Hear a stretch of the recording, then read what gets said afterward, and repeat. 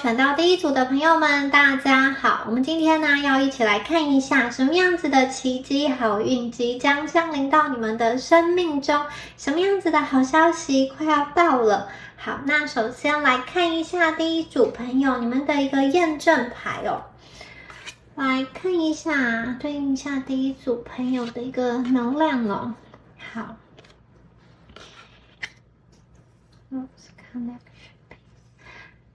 第一组的朋友啊，感觉上你们有一个失落感，这个失落可能是某一个关系的断裂，或者是说，你们曾经期待的一件事情快要完成了，那个梦想快要达到了，可是突如其来有一些变化，或者是说出现了一些程咬金，让你没有办法达成你心中的那个愿望，那个理想哦。那另外有一些朋友，我看见其实你们目前呢，在现在的生活中有一种习惯思考方式，很像是说你习惯往比较坏的地方去想，就是说这件事情呢还没有发生之前，你就会去假设最坏的一个状况，就是有各种可能性，你会把最坏的那个可能结果想好了，甚至有的朋友，你们还会把如果发生最坏的那个情况，你的备案是什么？你们有点像是不期不待，没有失望，也没有伤害。就是如果你给这件事的期望值太高了，你很害怕到时候那个结果让你失望，你会没有办法去接受那个失落感。所以有些朋友，我看到你们就是有一种没有办法让自己快乐起来，或者是说你在预测一件事情的时候，你通常都会去降低你的那个期待值，以免让自己在接收到不是这么满意的结果的时候，不会这么的失落，不会这么的失望。那另外有一些朋友，我看到的是你们过去经历了一些事件哦，那个事件已经过了，旧的能量已经过了，但是你们内心还是有一点隐隐作痛的感觉。你们对外啊，有的时候会自嘲，就是说啊，可能当时世人不清，或者是说选择错误，那时候年轻不懂事等等的，你们可能会以一个幽默的方式来去讲说之前曾经发生在自己身上的那一件事情，但是你们心里仍然有一点点不舒服的感觉。面对那个失落感，你们有的时候在夜深人静的时候，还是会去想到那个孤单，或者是说某一些人对你说的话造成的一个伤害。如果你的生命中有人告诉你说，事情都已经过去这么久了，你为什么还不放下？你们听到的话可能会有一点不舒服的感觉，因为你确实就是放不下，但这也不是你的错，因为真正遭受到委屈的人是你，而不是那个若无其事的旁观者。所以你们每次听到这种好像要你放下，或者是说时间都过那么久了，你们怎么还要记得这件事，好像自己太小心眼，或者是不够宽宏大量的时候，你们可能会觉得很不舒服，因为今天受伤的人是你，然后你被其他一些无关紧要的人劝放下，劝原谅。如果设身处地的去想，换一个身份，如果今天被伤害的人是他们还能够这么的轻描淡写吗？所以我觉得你们心中会有一种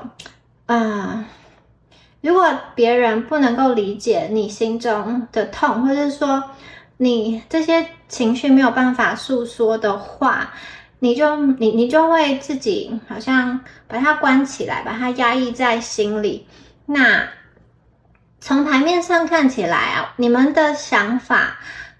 不是不圆融，也不是不成熟，而是我觉得你们需要时间好好的去梳理，好好的去消化。面对一些冲突的时候，或者是说面对你被无端的抹黑、指责或是误会的时候，内心当然都会有情绪，这个是很正常的，没有说硬要原谅、硬要放下。很多时候真的是不在其位，不懂得当中的那个心酸。那我也看到，其实你们很希望追寻内心的这个宁静。有的时候你们可能会去看天空、看海，或者说看星空，想在大自然中寻求一种宁静，或者是一个慰藉等等的。有些朋友你们会情绪一来的时候，那个起伏是很大的，没有办法去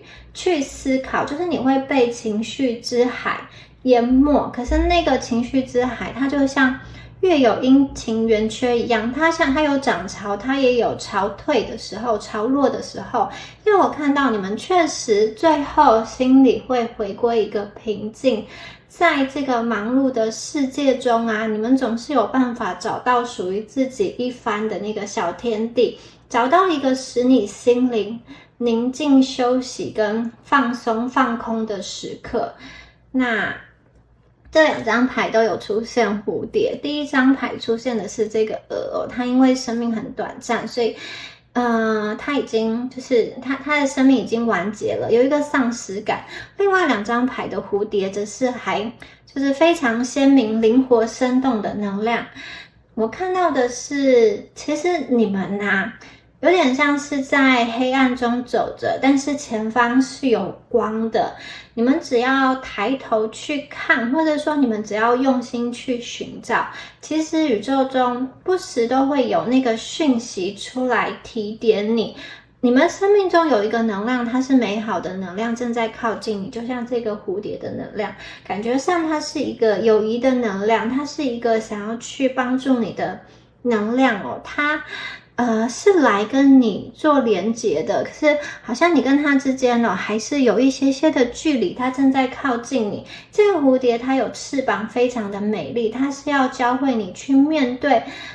过往的一个失落。虽然这个毛毛怪失去了这只鹅的好朋友，但是它也迎来了美丽的蝴蝶，所以这是一个循环，告诉你说失落会过去，还有新的美丽会来到你们的生命中。你们可以去带着跟好像某一个人，或者是说过去的一些记忆，重新的往前走，从过去的记忆中去找到一些宝藏，带着这个过去的自己，好像重拾那个散落的碎片，把自己拼凑回来，再往前走。这个蝴蝶它是一个引路者，所以我觉得这一组牌的朋友很可能会出现一个帮助你的力量，它是一个实质上的贵人，接下来要出现在第一组的朋友们的面前来作为引路者。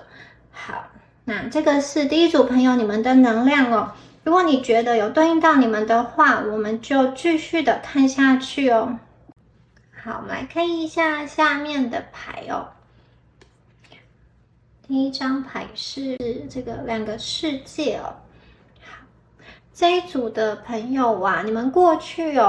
可能一直以来都是在这个人生中不断的去追逐各种人事物，金钱啊、工作啊、成就啊、外在延迟，或者是各种知识学习等等的，你想要去在自己身上很多的加法，让自己变得更好、更优秀，让别人更喜欢你。但是有的时候你会发现自己这样子努力的一个过程啊，最后得到的那个刹那，你们可能真的得到，但是得到的那个刹那，内心是没有办法获得一个很完全的一个满足。我看到你们过去真的是非常的努力，在这个社会化的过程中，你不断的想要去追逐一些这个世界上所认可的东西，因此你的本心啊，你的这个真实的个性啊，你的内在小孩很多时候受到了压抑。有些朋友你可能本身有一些这个特质哦，可能你喜欢画画，你喜欢音乐，你喜欢艺术，你喜欢文字等等的，但是这些东西可能不符合现代社会的一个主流的这个热门行业，或者是说可以赚钱的行业，因此你会把这个看似没有前途的这个兴趣爱好，你把它放下了。你甚至渐渐的忘了曾经那个很单纯的喜欢唱歌、喜欢画画、喜欢艺术、喜欢音乐、喜欢跳舞，或者说喜欢灵性的你自己。好，这张牌啊，我看到的是你们的生命将有一个很大的能量的一个转变。你们的内心啊，从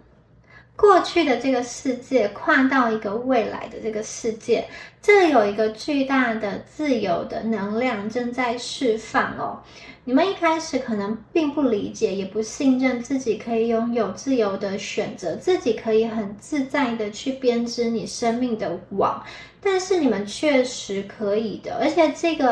这个能够自由自在的翱翔的能量，也是根据于你们的过去，你们曾经的努力种下了种子，这个种子开始生根，所以在这个两个世界之中，我们看到了新的世界，它有漂亮的这个颜色它是彩虹般的一个颜色你可以以一个小孩子的这种好奇的眼光来看待这个新的世界。接下来你们的能量的转换呢，有点像是把自己的能量从好像不断的去堆叠一些东西，你想要去专注很多东西，到现在就说到未来的这个能量是你们只拿你们需要的，你们会放下很多不必要的干扰的能量，或者是说绊住你的人事物，你们懂得放下，你也懂得不去学习不在意别人的眼光你就真心的想要做你自己的事情，你去传递你自己真实认同的理念，你不用去委曲求全，你不必去好像阿谀奉承，你真的可以就是做一个真实的连接，有深度的连接，而不是跟别人的那种人际关系停留在互利，就是只有利益，只谈利益，不谈感情，只谈现实，不谈这种内心的一个交换。所以什么价值观对你们来说是重要的呢？现在你在处于一个很关键的一个时期在你们的工作上，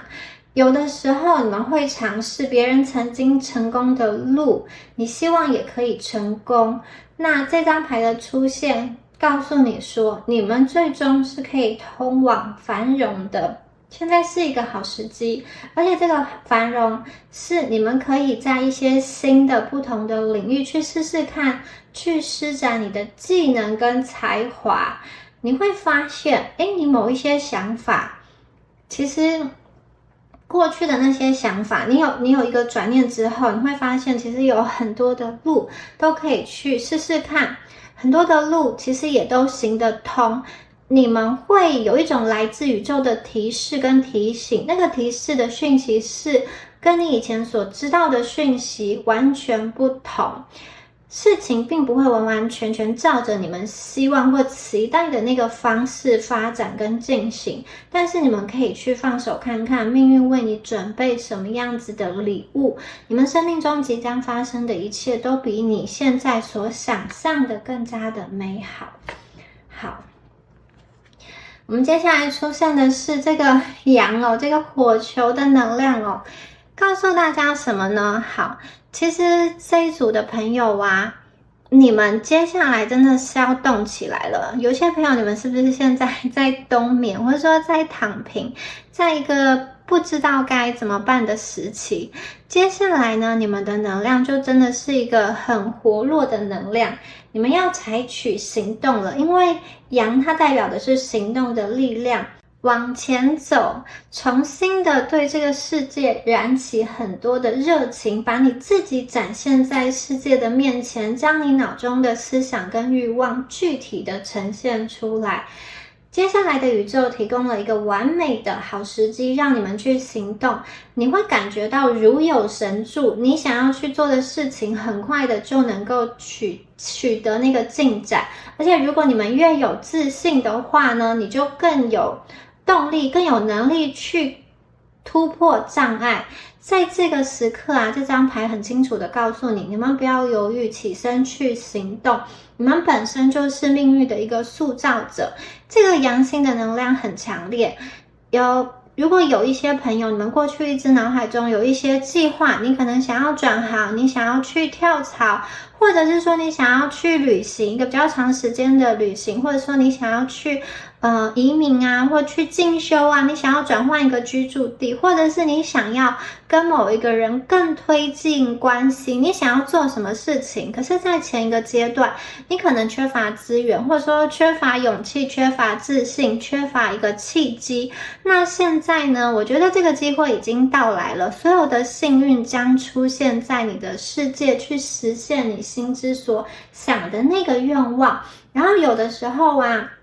那个愿望的发生，那个流动的过程可能不会完完全全100%按照你的计划，但是最后的那个结果是好的，有一种好到出乎你意料的感觉。好，在这样子的能量中，你们必须要确立你的立场，你的内心的那个动机要是良善的，要是纯洁的。这个行动并不是要去攻击别人的一个行动，而是要去建构自我、主张自我的行动哦。那有一些朋友，如果你的这个行动是跟爱有关的话，我在这边听到的是有很多很多的音符，有很多很多的旋律，会帮助你们去促成一段浪漫的一个关系哦。那如果呢是关于你工作上合作的一个业务，或者是说跟某一个人合作伙伴的一个关系的话，你要让它去发生哦，你要去提出你的要求，并且将事情完成。你们接下来的一段时间呢，可能会比以往还要忙哦，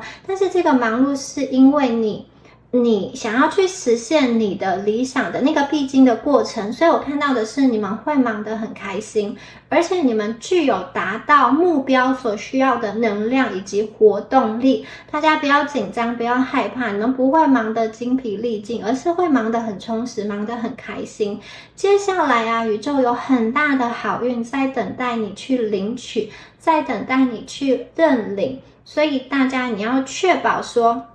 你想要行动的是跟你内心的本源，那个真实想追寻的愿望是合一的，不要花了很多力气去追一个你其实没有那么想要的，因为这件事情很快就会实现，很快就会显化。你们真的要去想一想，什么东西是你们最想要的，也是符合你最高利益的，让这个阳的能量去显化出来，让它确实的去发生。如果你前一个阶段是一个比较困惑的阶段的话，你们需要去放下一些内心的那种丧失的一个部分，失落的一个部分。好，接下来的这个阳有一点让你们，我觉得会让你嘴角上扬，会让你忘掉你过去怎么为了某一件事哭得很惨，或者说被困在某一个情境中，现在新的能量将取而代之，会让你们进入到一个新的启程，新的篇章，人生会翻开新的一页。好，我们再看到下一张牌哦。我们的下一张牌也是一张很快乐的能量哦，而且这边也有星星诶。好，这个幸运星跟许愿星出现了。这个天使啊，它的这个头粘着一颗星星，然后它的翅膀是彩色的，它不需要去飞翔，它是一个开怀大笑，而这个天空有彩虹，这个彩虹的能量注入到它的身体里，它下面做的是一个这个圆形的一个蛋哦，立蛋。那这边呢有一个小天使的脸在这里，所以我觉得这一张牌哦，你们有一点从孤独的一个人的能量进入到很多人会跟你一起庆祝，很多人会为你鼓掌。过去如果你觉得你是一个人在这个世界上努力的游泳哦，好像你不拼命游你就会沉下去，或者是说你觉得你必须要全部都依靠自己，如果有一个环节出错了，你就会掉下去，因为你身后没有一个网络来帮助你。如果你有这样子的信念的话，宇宙告诉你不是这样子的，你们并不是被宇宙的能量所遗弃，并不是让你孤孤单单的活在这个世界上的。首先呢，你们要去看见生命中的喜悦哦。你们接下来会迎接的是一个很大的满足感，你会感到一切都很好。在这样子的时刻，你许的愿望就是很容易得到满足，而且你们这个满足是很单纯、很开心的，可以像小孩子一样啊，体验到最纯真的快乐。无论在你身边发生什么，你们可能都可以这个很开心的笑容来回应它。我觉得你们已经从一个不断的在追求，不断的在改善自己、完善自己的那个阶段中走出来了。接下来你就是喜欢你自己，享受当下，享受现在的一个成果，你能够真实的体验到快乐，不是再去期盼遥远的明天，去储备很多的物资等等，去为了以后做计划，可是忘了去享受现在的这个快乐。我看到的是你当下，你们选择的是我现在就要快乐，而不是我渴望未来有一天我会获得幸福，我会获得满足。这一切都不是发生在外的什么样身外之物造成你们这个笑容，而是心境上，你真的能够感觉到你的灵魂的这个计划跟你现在所要做的事情哦，你的生命蓝图是合而为一的，所以你会觉得一切就好像非常的顺流哦，你可以在这个宇宙的能量的洪流中尽情的玩耍，尽情的嬉戏，很多事情你开始看明白了。你们在这个命运的轮盘中，幸运的指针指向了你。你觉得不管是在关系在人际互动，或者是说在工作上也好，你会能够跟赏识你的人在一起，在工作上你会感觉到有贵人的出现，贵人实质的给你一些帮助。在感情中出现的对象，他是真的喜欢你，真的去欣赏你，那你们会从人际关系中获得很多的喜悦感跟满足感，而且我看到你们的心是敞开的，你们愿意把你的快乐去分享，以及关心你周遭的人，你会分享爱跟友谊，而且你就是很单纯的越分享越快乐，你会想要把你的这个这么美好这么快乐的心情跟很多人去分享出来，透过文章，透过照片，透过讯息等等的，然后你会收获更大的一个快乐。那很多人，你们的讯息是来自于关系的，人际关系的，感情关系的，你们有点像是那个花朵蜂蜜你们吸引了很多的蜜蜂，想要向你们靠近。大家都觉得你为什么这么的快乐？你的生命中充满了喜乐，他们好想要去靠近你。那在工作上，你们因为本身的专业能力、出色的服务，还有那些提供的宝贵的知识产品，给别人获得很大的帮助，你在别人心目中建立了一个无可动摇的价值跟地位，从而你获得了相对应的报酬，整个世界以及你周遭的人对你充满了很感激很感恩的这个情绪，因为你为这个世界真的创造出很多很多的美好，你也会为自己的创作或是完成的这个工作项目感到满意。其实这个结果真的很棒，也很惊人，就是你们可能从来没有想过自己其实可以在宇宙中创造出这么多的美好，而且受到这么多人的期待。很多人是期待你们的服务、你们的产品、你们的知识以及你们的出现哦，因为你们的笑容或你们的这个欢乐的能量给身边好多人有感染力，甚至在你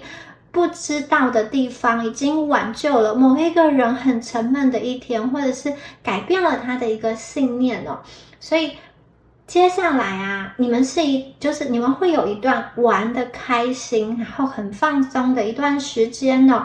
你会惊讶的发现，哦，原来在生命中虽然有眼泪，但是也有很值得庆祝的事情哦。你们接下来的能量是闪闪发光的，享受每一个时刻，享受每一个呼吸。有的时候你们可能会去讲一些笑话，或者说干一些蠢事等等的，像小孩子一样在这个世界中打滚。那这个快乐的能量的震动，我觉得也是你们高我，也是你们潜意识中一直去期待发生的事情哦。他想要让你从上一个阶段比较压抑的能量中去解放出来。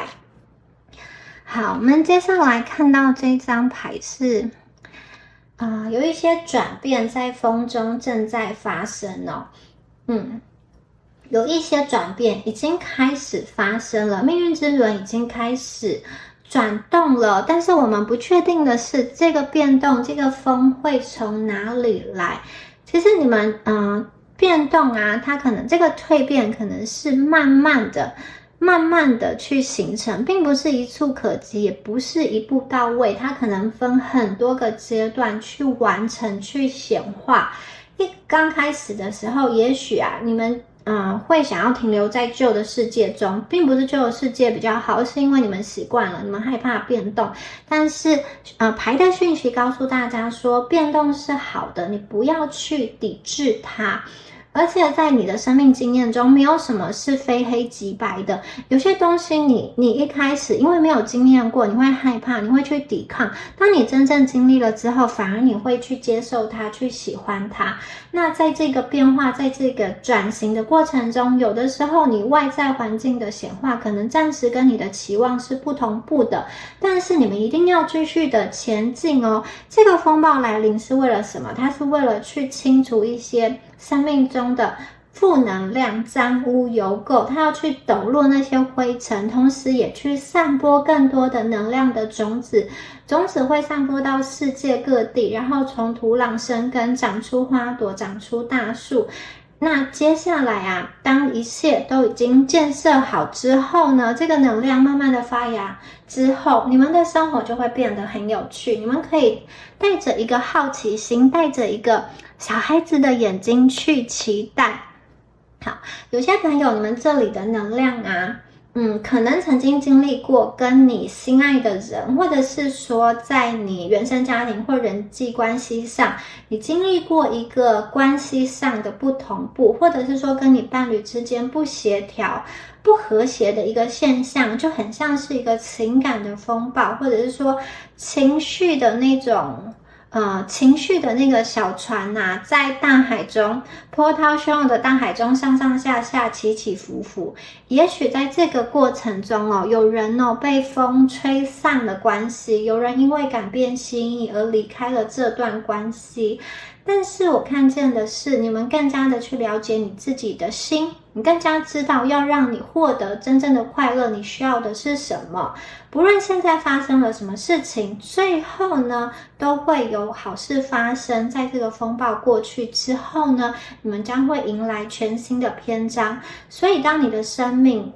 起了暴风的时候，大家不要害怕，不要抗拒。你可以找一个地方，就像这个斑马上它的这个小塔或者小屋子一样，你找这个地方避风，你去远离一些纷争。最后呢，这个天空会放晴，空气会慢慢的变得很清晰，一切都会明朗起来，然后那些过去的不愉快都会被风吹散，都会过去。这里有一个能量是，如果你过去跟一个人有一个很纠结的关系，这个人很可能会重新的出现在你的世界中，重新的带着新的能量跟你连结。那这个人他带着能量，新的能量来临到你的生命中，他是为了要去延续你们过去一个未完待续的故事。他很可能是一个你很重要的人，过去在某一个阶段中你跟他断联了，或者是说因为人生方向的不一样，你们失落了，失散在人海中。现在呢，他想要重新的去厘清一些事情而他本身背后也有一个动力在推着他回归到你的生命中。所以这个人的出现呢，他也会给你的能量带来一个翻新，你们可能会重新的聚合，重新的去抚平彼此过去那个关系中的伤痛，重新去解开一些误会。所以这个人的出现呢，它是带有非常震撼性的能量哦，它并不是很安静的、很低调的来临，相反的，我觉得它的这个能量啊，是有一点让你没有办法去忽视的。他来到你的生命中，就是要去改变一些事情哦，改变你们前一个阶段没有好好写完的那个故事。好，那如果有些朋友啊，你们不期待这个救人，或者是说你们根本就没有这个救人的话，这边的讯息会变成说，你们将努力创造一个繁荣的生活，在创造的过程中会有风暴，这个风暴不要担心，这个风暴过去之后，你们会迎来一个意想不到的逆转，这个逆转可能会使你改变方向，但是这绝对是一件好事，没有什么好害怕的。你可能本来在追求某一个机会，某一个面试的机会，他没有得到，但是没有关系，因为下一个机会会更好。或者是说你们着手在进行的事情啊，你突然会想要把它搁置下来，因为你意识到这跟你灵魂的目标不符合，或者是说你意识到这个并不是你最想要的、最需要的。所以当你们目前还不确定该怎么走，或计划还不确定要怎么进行的时候，大家要放手放下，你等待这个外在的变化的这个能量过去，也等待心中的情绪风暴缓和下来。情况如果暂时不在你控制之下，你们就暂且等待，一切都会好起来的。你们的生命中会出现一个比较巨大的能量，它可能是一个刚刚说过这边有贵人的能量，它也有可能是一个你的前辈，或者是说一个很有影响力的人物来到你的生命中，跟你开始进行对话，提供你一些必要的资讯，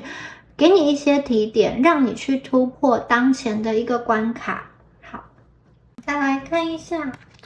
接下来呢，看到的是这个火山爆发哦，这个火的能量哦，所以你们的这个贵人呢，他很可能是他的星盘中有很多火象的一个元素哦。那这个火啊，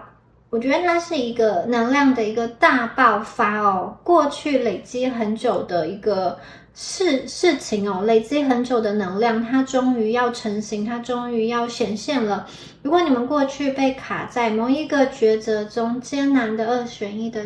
抉择的话，你们最后将会做出一个实质上的决定。如果过去在你们的生命中有一些小人或有一些恶意的人士，他刻意去隐瞒一些真相，隐瞒一些讯息，诱导你让你做出不确定的决定，或者是说诱导你身边的一个伙伴、合作伙伴，或者是说伴侣，让他们去判断失误的话，这些东西、这些真相即将要浮现，即将要浮出水面，这个证据即将要一一的爆发出来，显露出来，没有人可以再去掩盖事实的一个真相。所以在这个时候啊，如果你们有接收到来自宇宙各种的灵光乍现的一个讯息或者是发想，大家要留意。它出现在你们的生命中是要帮助你们显化，帮助你们排忧解难，帮助你们突破障碍，突破一些你觉得心中一些不好的信念需要去破除的旧有的框架。过去那些恩恩怨怨都请你们放手，因为长时间累积的负能量它会伤害你哦。你要让你的愤怒去流过去，接下来迎接这个金光闪闪的爆发。这个火山爆发，它具有毁灭性的能量，但是它同时也会带来一个重塑，摧毁之后会重新塑造一个新的生命。不管是这个风中的改变或者是火山它都是要摧毁，同时又重建，重新建立一个新的事物、新的体系以及新的互动模式。有些朋友我觉得这个火的力量很强大，它会帮你扫除一切的障碍。你在金钱、在关系，或者说在这个法律的纠纷、在官司上，或者是说呢你在跟别人合作上一个沟通上的一个困难，这个火的能量都将清除哦。那在这个火山爆发的过程中哦，它的那个放射物质会造成可能一些生物的一个死亡，这个死去是必要的，因为下一个阶段是要重生。其实跟前一个阶段呢，风中的改变都有类似的一个讯息。好。我们接下来哦，终于找到最后一块拼图哦，我们终于完成了。好，你生命中一直所期待的那件事情哦，终于要完成了。好，我们这张牌的提示哦是西方哦，西方属金，金可以带动这个精气，那它的这个金跟财位的能量有关，金克木为财，木乃金之财，那木的代表颜色是绿色，所以这一组的朋友哦，多多的去跟你们这个大自然，如果你们有种植植物的话，花花草草啊，多多去跟这个绿色的植物跟大自然亲近，那很可能哦。你们的贵人哦是在西方的这个方位，或者是说，如果你要去前往西方发展一些事业的话，对你来说是好的。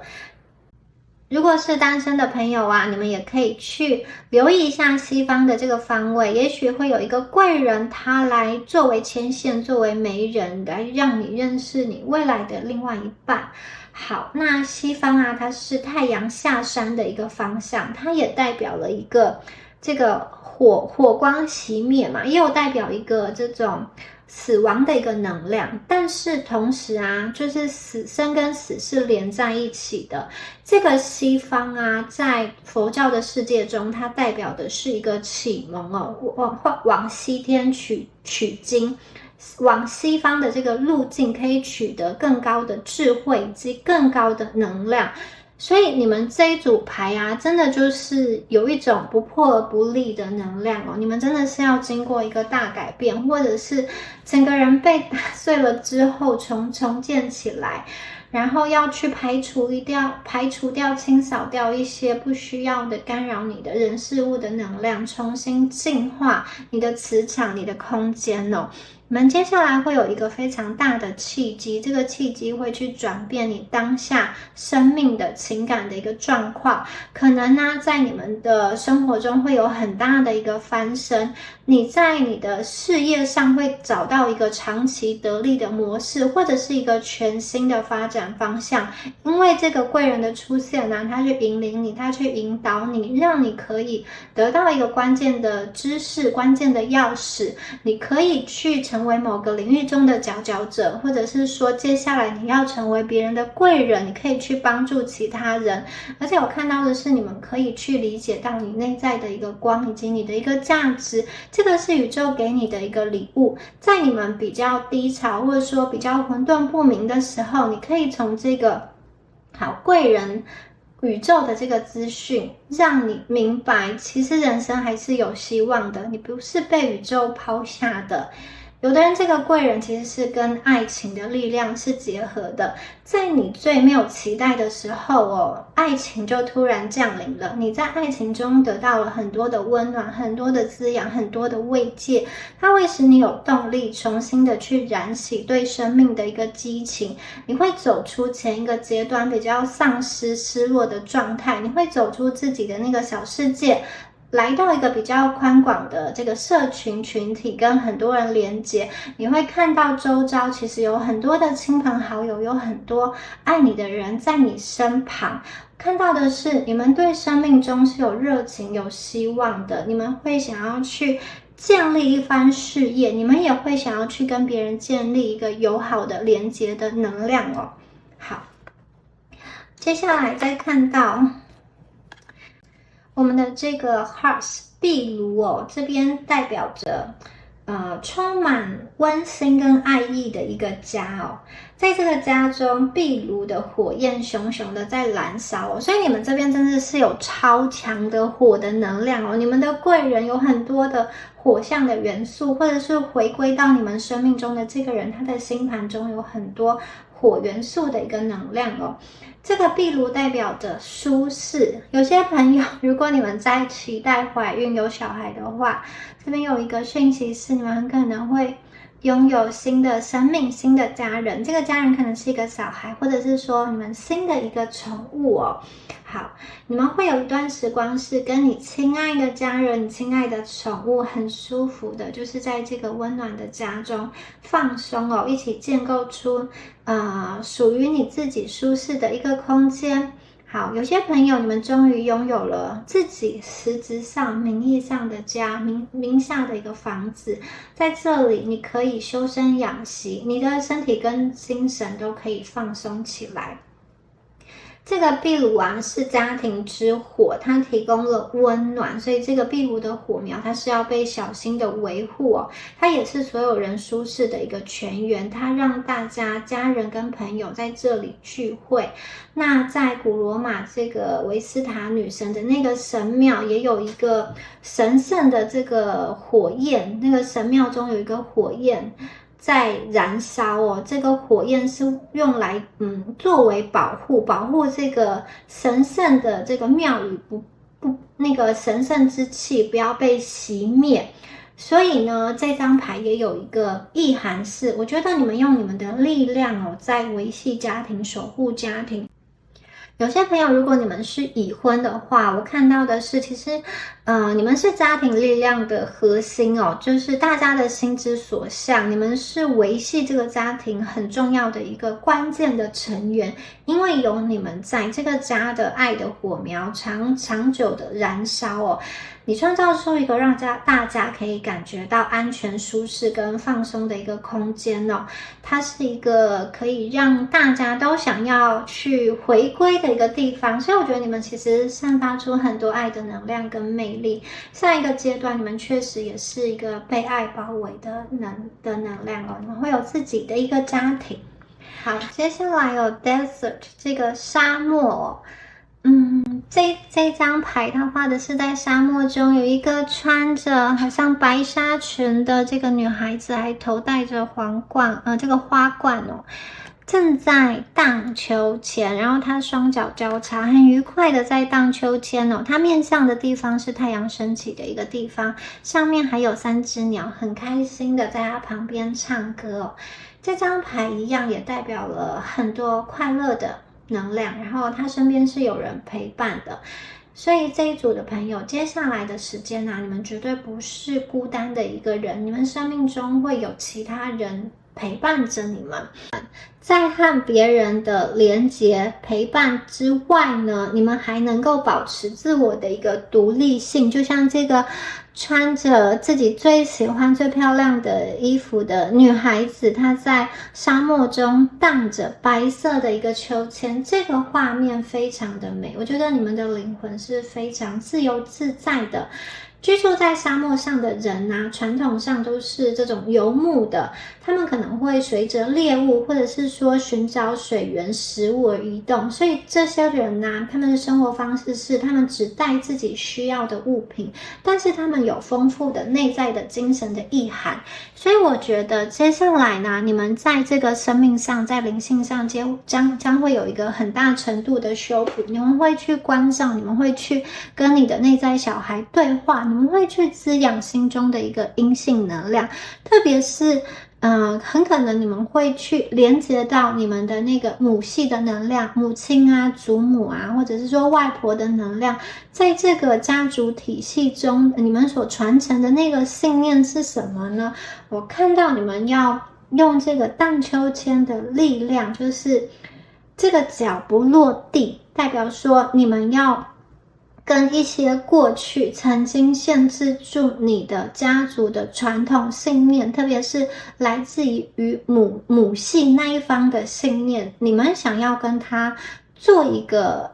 切割，这个切割并不是冷酷无情的，而是善意的。你抱持着感激之心，谢谢这个能量家族的能量滋养你。可是接下来你要走你自己的路了，你接下来呢要去找到自己的幸运，找到自己的闪光点。你们接下来呢充满了这个疗愈的能量哦。有一个新的人啊，刚刚说过这个贵人他会来到你的生命中，他会和你一起生活，一起经历人生中的高潮迭起，他会把你从过去的某一个这种洞穴中拉出来，然后他要让你看见这个世界的真相，其实不是让你伤心难过的，而是你是有盼望的，往前看是有光明的。看到你会和你的这个贵人啊，一起去认真的计划一些事情哦，一起去策划一些新的想法、新的行动。好，有些朋友啊，我觉得你们是在创业上的这个行动哦，你可以去一展长才。你可以去根除一些过去那些可能家人给你的，就是认为你不要去做一个比较冒险性的事业，或者说你们只要按部就班就好了，不要去参与什么创业啊、投资啊，或者是说告诉你说你能力不足等等的。我觉得新的贵人会来帮助你破除这些信念哦，他要带着你往更高频的地方去要生、去扬升哦。你们接下来可以去实现你们一直想要去实现的事情。你可以和你内在的恐惧道别，然后迎接好、准备好接下来的这个能量的转变哦。好，有些人呢在工作上，你们会得到一个可能是猎头的消息，就是新的这个 offer， 或者是说新的可以去发展的机会呈现在你面前。还有些朋友看到你们有远行的能量，可能这个工作是在海外的，或者是需要你去移动到不同的城市的。也有可能有些朋友你的这个恋人啊，你的爱人，他和你在不同的地方生活，而你们是满怀着期待的心情要跟他要去他所在的那个地方，或者说两个人一起到一个新的城市、新的国家去旅居，这边有移动的能量。好，再来看一下下面一张牌哦。好，我们下面这一张牌哦，是这个植物哦，这张牌很厉害。刚刚有说过，你们这边有西方的能量哦，然后结合了这个金的能量，结合了这个木马植物的能量，你们会有钱。就像植物透过光合作用获取能量一样，你们的这个财富能量啊，也是会源源不绝的，但是会长大的，由小变大。在你们的财务的地图上，你们已经定位了，那个 GPS 已经定位了，接下来就要启动了，因为你们已经找到正确的渠道、正确的管道以及那种对接的能量哦，你可以去开启你的财务的一个钥匙哦。好，接下来的财务的能量是健康的，这个健康的能量，我觉得很大一部分你们在做的事情哦，它是跟善有关的，它是跟爱有关的。因为这个善，因为这个爱，宇宙要回馈给你的是丰盛。有一些朋友，你们可能在从事助人的行业，或者说你们有可能去做一些志工哦。或者是说，其实你是在朋友中那个去承担，或者说接住别人情绪的一个角色，你会去有一些小小的善意，可能去买一些这种喜憨儿的小饼干等等的。好，这些小小的善意啊，看似这些不相关的行为举措，最后都将回馈到你的财富地图、财富能量上。你们的财富能量就像这个鹿的头上长了这个角哦，自成一格。我觉得你们获得财富的方式是用你们独到巧妙之处，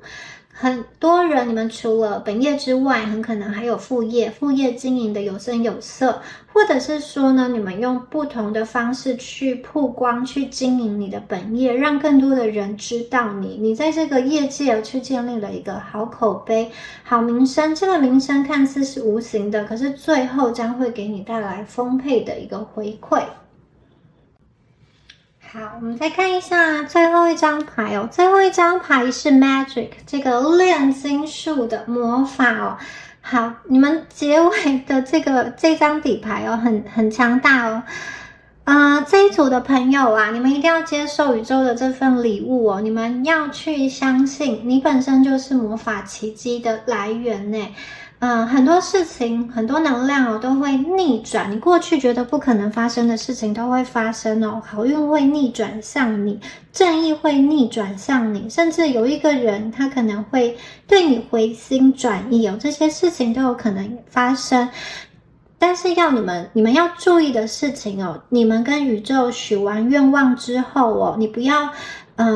去有一些负能量的干扰，就是你许下的这个愿望又去对自己说这个愿望不可能实现，或者是说这个只是我的一个白日梦而已。你不要去打击你自己的愿望，你不要去好像投入到一个不信任的能量在这个宇宙中，宇宙会不知道它究竟要不要送这个礼物给你，因为你们好像又要好像又不要。如果你的心思是动摇的，你收到的这个礼物啊，也是有一点不确定时辰，甚至宇宙不知道要不要在这样子的一个情境中把这个奇迹显化给你。好，这一组的朋友啊，你们真的要去相信你自己的能力哦，你们的能力是可以从无到有去显化出很多的东西哦。真正的魔法就是来自于你本身，来自于你们的信念，用你们的信念可以把能量延伸出去，显化成外在的一个实相。你必须要有清晰的这个目标，还有你要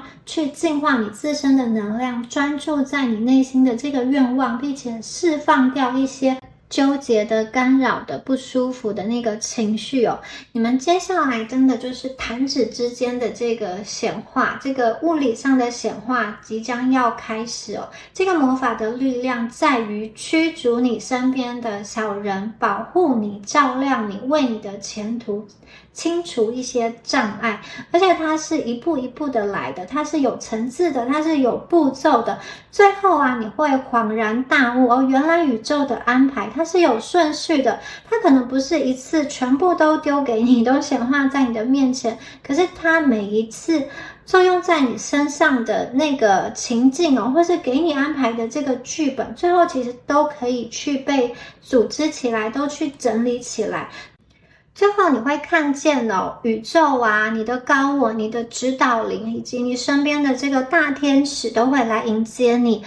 跟你一起上升到一个新的一个幸运的一个阶段。在这个新的阶段中，大家要迎接的就是幸福，跟大家对接的这个能量就是开心。这个心真的安了，心里的石头真的可以落下了。你们会被宇宙的保护网所保护，你的世界啊会有很多这种奇迹般的色彩会出现在你的生命中。每一个因缘聚会它都有意义的，任何一个相遇，任何一个缘起缘灭，它都是宇宙要来告诉你一些事情，给你一些学习哦。那你们的这个炼金术的魔法，它可以把你本来你觉得是不好的，本来你觉得是分离的、破散的，它可以有一个逆转的能量，让你把它转向是圆满的、好的，以及让关系做一个修补等等的，让正义得到实现。所以这一组的朋友啊，你们要相信这个魔法的奇迹，你们要找到内在的自信跟能量，以及完成内在的一个疗愈，信任宇宙，信任来自于宇宙给你的讯息跟讯号，不管是你的一个个直觉，或者是说好像动有什么样子的讯息进入到你的脑海中，或者是你看一本书、刷一个视频有什么话特别的触动你，你们不需要用理性的分析去找答案，或者说去找一些关联，你就去相信这个讯息，你把它收到你的能量网中，你把它收到你的体系中，让这些东西潜移默化的去影响你，让正面的信念潜移默化的去改变你。接下来你会看见你要显化的奇迹，以及你一直不明了的事情，那个东西最后会有答案，会有结果。好，以上呢就是有关于第一组朋友你们今天的解牌啦。那如果今天的能量有对应到你们的话，欢迎在下方留言领取好运，领取第一组的好运能量。那就祝福选到第一组的朋友，我们下期影片见咯，拜拜。Hello， 选到第二组的朋友们，大家好。我们今天呢，要一起来看一下有什么样子的奇迹好运即将发生在你们身上哦。好，首先呢，来看一下第二组朋友你们的一个验证牌哦。来，我们第一张牌满月在摩羯座，面对现实。第二张牌下弦月在双鱼座。第三张牌是满月在金牛座。好，选到第二组的朋友啊，感觉上你们是有一点点对于环境的能量的那个磁场，你们是非常敏感的。你可能第一次进到某一个场合的时候，你就会透过你的身体去感受这个磁场跟你合不合。有的时候如果你觉得这个磁场的场域不对，你光是坐在那边就会很不舒服，很想要逃离。那面对人也是哦，有一些人你们跟他遇见的时候，你就觉得非常的合得来，一拍即合，觉得你们是可以成为朋友的。那另外一些人呢，看起来可能也是人模人样的，也没有什么不对，可是你就是心里有一个说不出来的不舒服的感受。然后这一组的朋友啊，你们小部分的朋友，我觉得你们有一点点社恐，就是你不大喜欢去很多人的地方，就是那种很挤的场合，或者是说你不大喜欢就一直去说话。很多时候啊，这一组的朋友，你们很需要去保护自己的能量，因为你蛮能够感受到周遭人事物的能量哦，所以你们啊，好像就是知道自己有这样子的这种天性啊，你就会想办法要去保护自己，不要让自己在不对的人事物上耗费太多的精神，或者是说用脑过度。你们有的时候会适时的让自己断电，把自己隔绝开来，然后放空吧，保护自己，让自己处于一个比较隔离的一个状况哦，可能是找到一个空间，或者是说在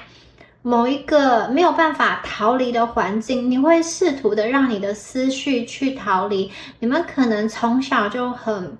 会幻想，或者说很有想象力，很有创造力。你会在你的想象世界中去创造很多的故事，很多的剧情，然后因而得到满足。这一组的朋友，可能你们从小就很喜欢音乐啊、艺术啊，或者是透过书写来表达你们的感受。也有朋友，你们可能从小就喜欢看漫画、看电影、听音乐，或者说看书哦，在那个文字图像的那个艺术中啊，你可以在那里悠游，你会觉得那个是一番新的天地。然后你沉浸在自己的这个世界中的时候，你也不大需要跟人家有很多的一个对话。然后这一组的朋友啊，感觉上你们之前有经历过一个跌倒，这个跌倒可能会让你的人生有一个反转，让你可能本来运行的还不错的这个能量哦，突然应该就是不小心看错一个人，做错一个投资的决定，或者说听信了某一个邀约等等的，让你的人生哦有一点点动荡。有些朋友真的是荡到一个比较谷底的位置，然后再慢慢的爬上来。那少部分的朋友在这一组啊，你们可能会希望借由一次人生正确的选择可以翻身，比如说选到一个对的转职方向，或是说选到一个在同一个行业，但是你选到一个不同的公司哦，它是更有前景的，可以去跃升的，或者是说在婚姻关系上，你选择到一个可能口袋很深的配偶，或者是说对你很好的伴侣，他是可以旺你财运的，或是他可以在现实生活中帮助你们的。你们可能会想要借由某一次很对的选择，做对决定之后，让人生有一个逆转。所以有些朋友内心可能会有这样子的想法。那有一些人经过过去的那个跌倒，或者说那个颠簸，那个事件令你伤痛的事件，你可能看事情的角度啊有很多的不一样，很多的价值观都跟以前不再相同，或者是说看人的那个方式不大一样。然后这一组你们有一种体认，好像就是你会觉得现在的这个发生的这个情况啊是一环扣着一环的，好像有一些命运之中无形的安排，有一个无形的大手在推动。那你们很想要去理解说，为什么命运今天会把你推送到这个地方，为什么会经历这些事情。好，你们有一种就是想破头也想不明白，或者说有些朋友你们是慢慢的在体悟，慢慢的在参悟。这一组的朋友啊，从这个牌的能量看起来哦，其实你们是一个蛮有能力的人，尽管你暂时跌倒，你最后还是会爬起来，尽管你暂时选错人，你们最后还是会通往一个幸福的那个道路哦。也因为你们本身是有能力而且带着爱的，其实你们不管选择什么行业，或者是说到世界上任何一个地方去工作，其实到最后都不会有问题，都会成功的。而宇宙正在帮你们排毒哦，排毒就是排掉一些不好的那个会影响你人生的那个旧的脏的能量哦。然后接下来看起来这个排毒过后啊，你们的内心会回到一个比较平静的状态。这个平静的状态会让你开始看见周遭有什么样子的机会，也就是这个排毒过后，很可能就是你们翻身的时刻。假设你过去对于你自己的自信啊，对于自己的能力啊，是有一种严重不足、严重怀疑的状态，今天宇宙要给你的排毒就是思想上的排毒哦。告诉你必须要去相信自己。如果这一组的朋友过去你们是一个在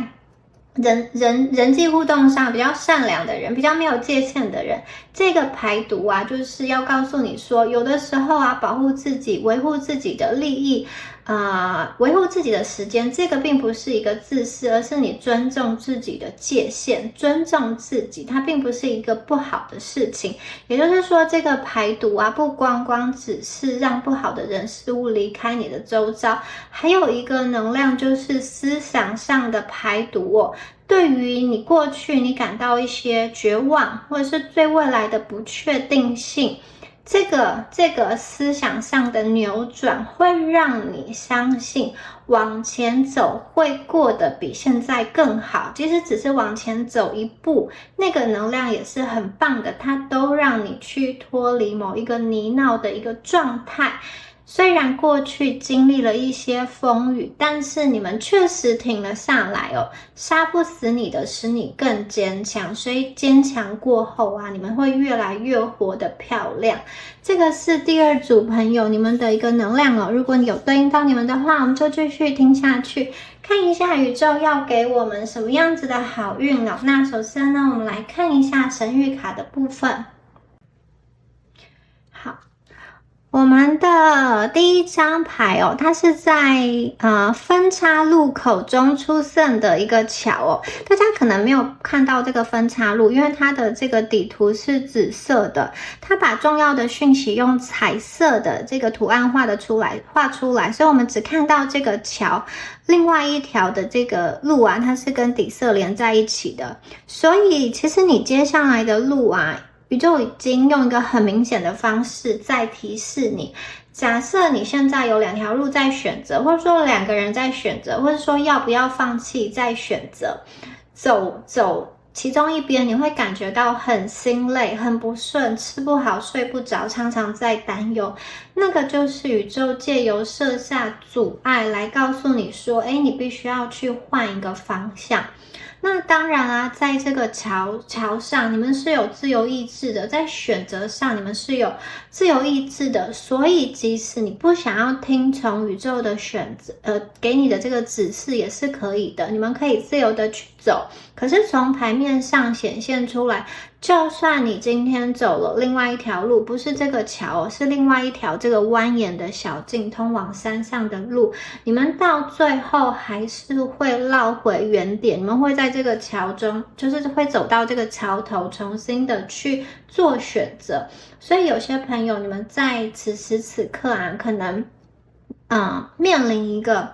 关系上是否要断舍离，或者是说呢，你们被困在一段关系这段关系它是一个有契约的、有名分的关系，那你觉得你活得很不畅快、很不舒服，甚至有婚内失恋的感觉，你不知道该怎么跟这一个人相处，甚至你心中可能有动了要分开的念头好，那今天这个22号牌啊，它其实是能够帮助你做出明确的决定，能够帮助你选择更好的一个方法。大家可以留意从今天听这个占卜之后的第22天，或者是说每个月的第22号有什么样子的讯息要给你，也许他会给你，让你更清楚知道要怎么样子面对你的这个选择。那少部分的朋友，少部分的情况，我看到你们的关系中有第三者，这种情况比较像是第三者是一个女性你们可能在一个连结中被这样子的女性困扰，或者是说你们本身就是这个第三者本人，你们就是这个女性。那你们接下来要面临的就是在人生道路上一个很重要的决定，这段关系要如何进行好，不管怎么说，大家留意一下22，就是听到占卜之后的22天，或每个月的22号当天有什么样子的讯息要给你们。好，接下来呢，我们看到的是第11号牌，11号牌是一个鞭子鞭子，这个代表说，好，很可能在这个好运发生之前你们生命中会出现一个就是让你觉得很紧张或很麻烦的事情。这个紧张跟麻烦的事情，它好像反复的出现，也许是你生命中的一个麻烦鬼，但是这个人出现没有关系的，因为之后宇宙能量要把它解决掉，有点像是要大扫除之前先把所有的灰尘都抖出来这样子。那这个鞭子它有一点点的侵略性它可以把一些好像不好的能量用一个比较暴烈的方式把它赶走所以如果你们目前遭受到某一个不公平的对待，比如说在这个情感关系中你付出了很多，可是对方却对你做的非常的绝情决裂，那甚至就是带着另外一个人来欺负你，或者是说你明明都已经一直退了，但是对方就是得理不饶人，就是一直想要去攻击你。之后这个能量会有一个反转，宇宙会用一个比较严厉的手段来制裁对方，让对方去收手。那有些朋友，我看到的是，其实在过去一段关系中你们真的是比较心软，或者说比较念旧，因为你们去念及往日的那个友好，或者是说美好，你们即使在对方做了一个让你很伤痛、很心痛的事件，或者说对你让你很难堪，让你很没有面子的情况下，你都还愿意去保有你一丝的良善跟善心好，那接下来宇宙会让这件事情有一个仲裁啦，就是他会惩罚在这件事情中太过分的人，得罪得寸进尺的人，还有不对的那个人，不对的那一方。那另外啊，这个鞭子哦，还有一个讯息哦，它是一个比较害羞的讯息。这个鞭子代表了疯狂的性爱，活跃的、刺激的性爱哦。有些朋友啊，在接下来的一段时间内，你们会享受到非常浓烈的，这种，因为它这个旁边有花嘛，花它其实带有一点点那种温柔的这种肢体的碰触，就是它让你觉得很刺激，很刺激，很迷幻，可是其中又带有一点点温柔，让你沉醉在其中是没有办法去自拔的。你们还可能，会用什么不同的姿势、不同的玩具等等的，就是会各种大胆的体验、尝试的性关系。但是这个关系不单单只是有这种禁忌的成分在，它还有很多的温柔，它是可以触碰到你内心深处的。好，接下来看到的是好可爱哦，这个18号的狗狗牌哦，这个狗狗啊，让人觉得非常的友善，非常的温驯啊。你们的生命当中接下来会出现一个对你们很忠诚的人哦，或者是说真的是实质上的一个宠物哦。好，这个人啊，或者说这个宠物啊，它绝对是你一个很贴心、很可靠的支持哦。对他而言啊，你就是他的全部。他是，我觉得他的感觉是对你比较顺从的，很愿意付出的。你跟他就是。一见如故啦，非常简单的、非常轻松的相处。你们不需要有太多复杂的心机，或者是说想要用什么样子的方式去策划跟对方的相处，其实都不用哦。它很可能是宇宙派来的一个小天使的能量，要来保护你，或者是说出现在你生命中一个跟你很谈得来的对象哦。它是非常可靠的，而且这个狗狗啊，它会保护你，就是如果有坏人啊要靠近你的时候，它是会汪汪叫，它会咬人的。这个狗狗很特别的地方就是它对你有一个很特别的偏爱，就是给你一个专属的爱，你就是它的这个唯有，其他人它都不要选择，它就是要奔向你。所以这个人啊，第一个他很可能是你的好朋友、好闺蜜，你的这个兄弟啊，或者是姐妹。那有些人呢，他真的就是你的灵魂伴侣，他是你的爱人。那另外有一些朋友，如果你有在经营自媒体，或者是你是公众人物啊，或者说你是需要去面对大众的话，很可能你会有一批追随者或者是粉丝等等的，他们会给你很大的支持跟力量，然后你每次看到他们的留言或回馈，就会觉得非常非常的暖心。那有些朋友，这个真的代表的是你们实质上的宠物，你会跟你的宠物有一段非常美好、非常恬静的时光，你会从你的这个宠物小孩、毛小孩中得到很多的安慰跟温暖。那另外还有一个讯息，少部分的朋友，如果你们的健康状况有什么问题的话，或是说正在寻求医生协助的话，这张牌有一个意涵，就是你可以找到令你信赖的医生，或者是说他是有这种很有口碑、很有名气的。这个口碑跟名气比较不像是在网络上找写手写出来的，而是真的说口耳相传，或者是说你真的有朋友，他是那种圈内人告诉你说这个人他真的是很可靠，就是巷子里的人才知道的内幕。你们会得到这样子的一个很棒的这种医生或是医疗团队在背后支持你的一个健康哦。好，我们接下来我们再看到的是25号牌，还有20号牌哦。你们出现了这个25号牌，25号牌它是一个戒指，戒指的能量非常的厉害，而且它看起来是有一个宝石，很大一颗宝石的戒指哦，不知道有几克啦。好，戒指啊，它本身代表的是一个保持承诺的一个关系哦。那这个关系啊，大家要注意的是，这个戒指是套上去还是拿下来呢？如果套上去的话，代表说你们要进入到一段有爱的循环；拿下来的话，则是断舍离一个过去让你很纠结的一个关系哦。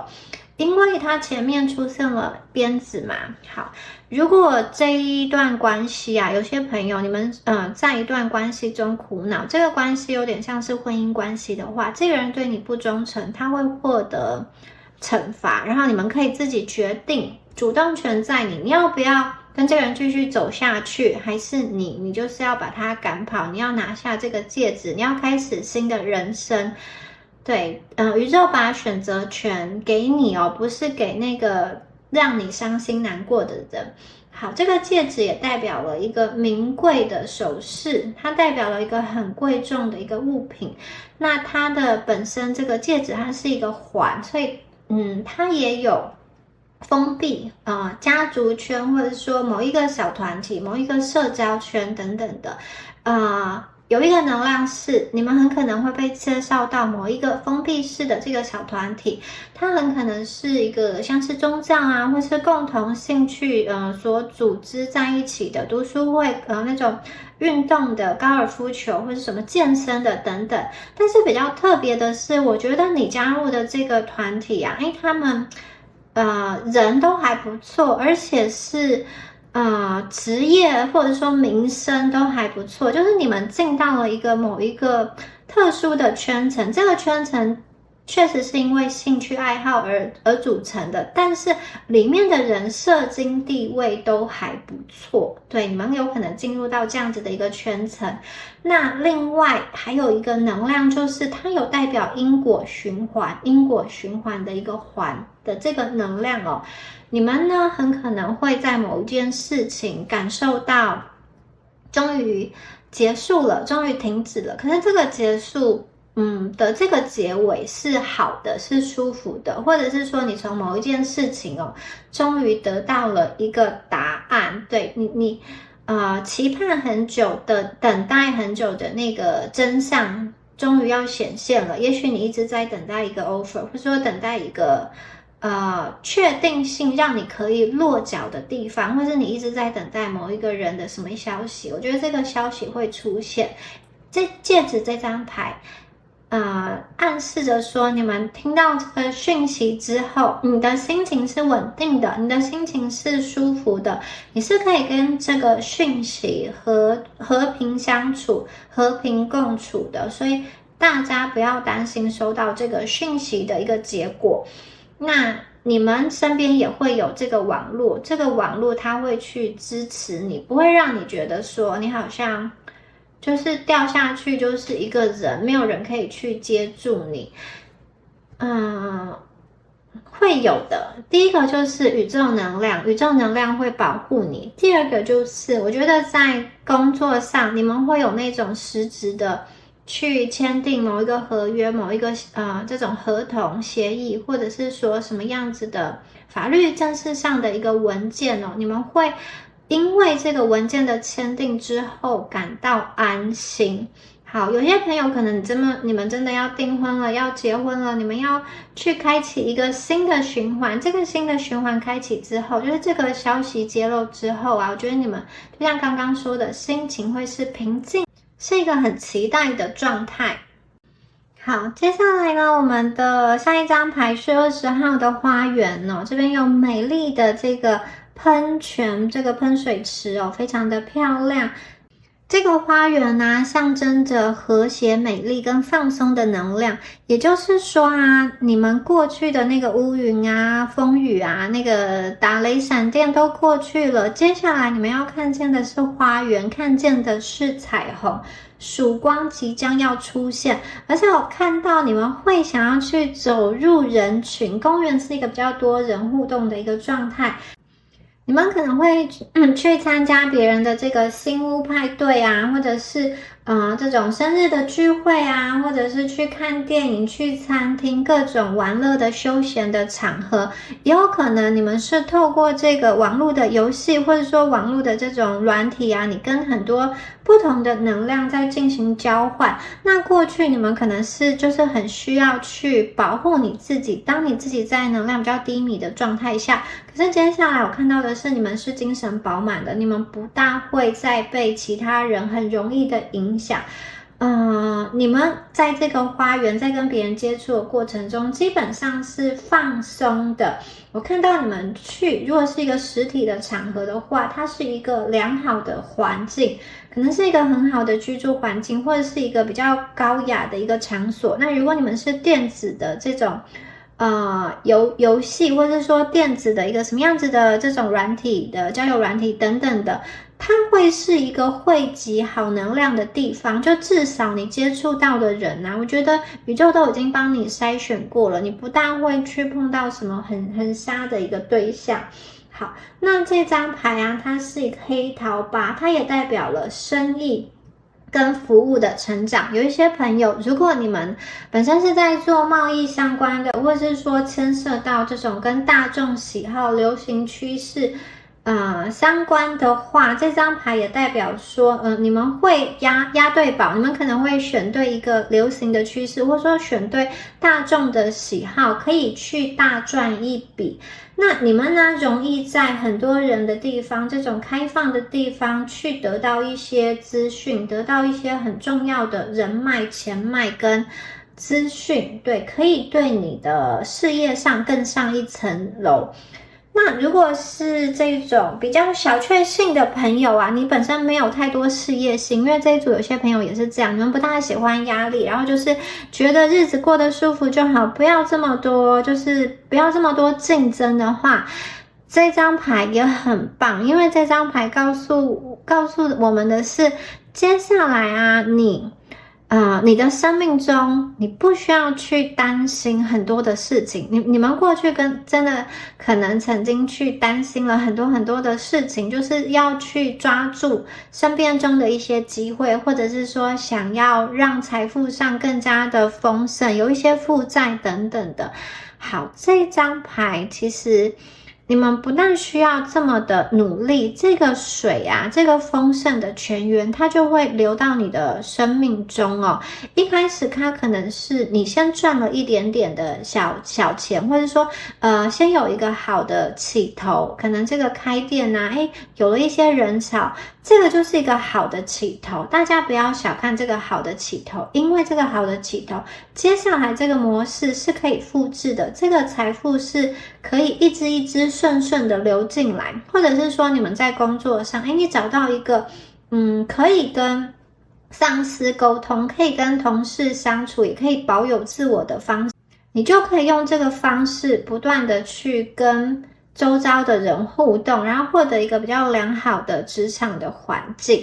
好，那另外啊，有一些朋友，你们的能量比较特殊哦。如果你们天生是喜欢解决问题的人，我看到的是你们透过攻克一个一个问题哦，让别人好像过得比较舒服跟舒心。你们就是解决了很多问题之后，在别人心中的地位大大的提升，别人会给你很多的实质的赞赏、实质的回馈，然后你们的这种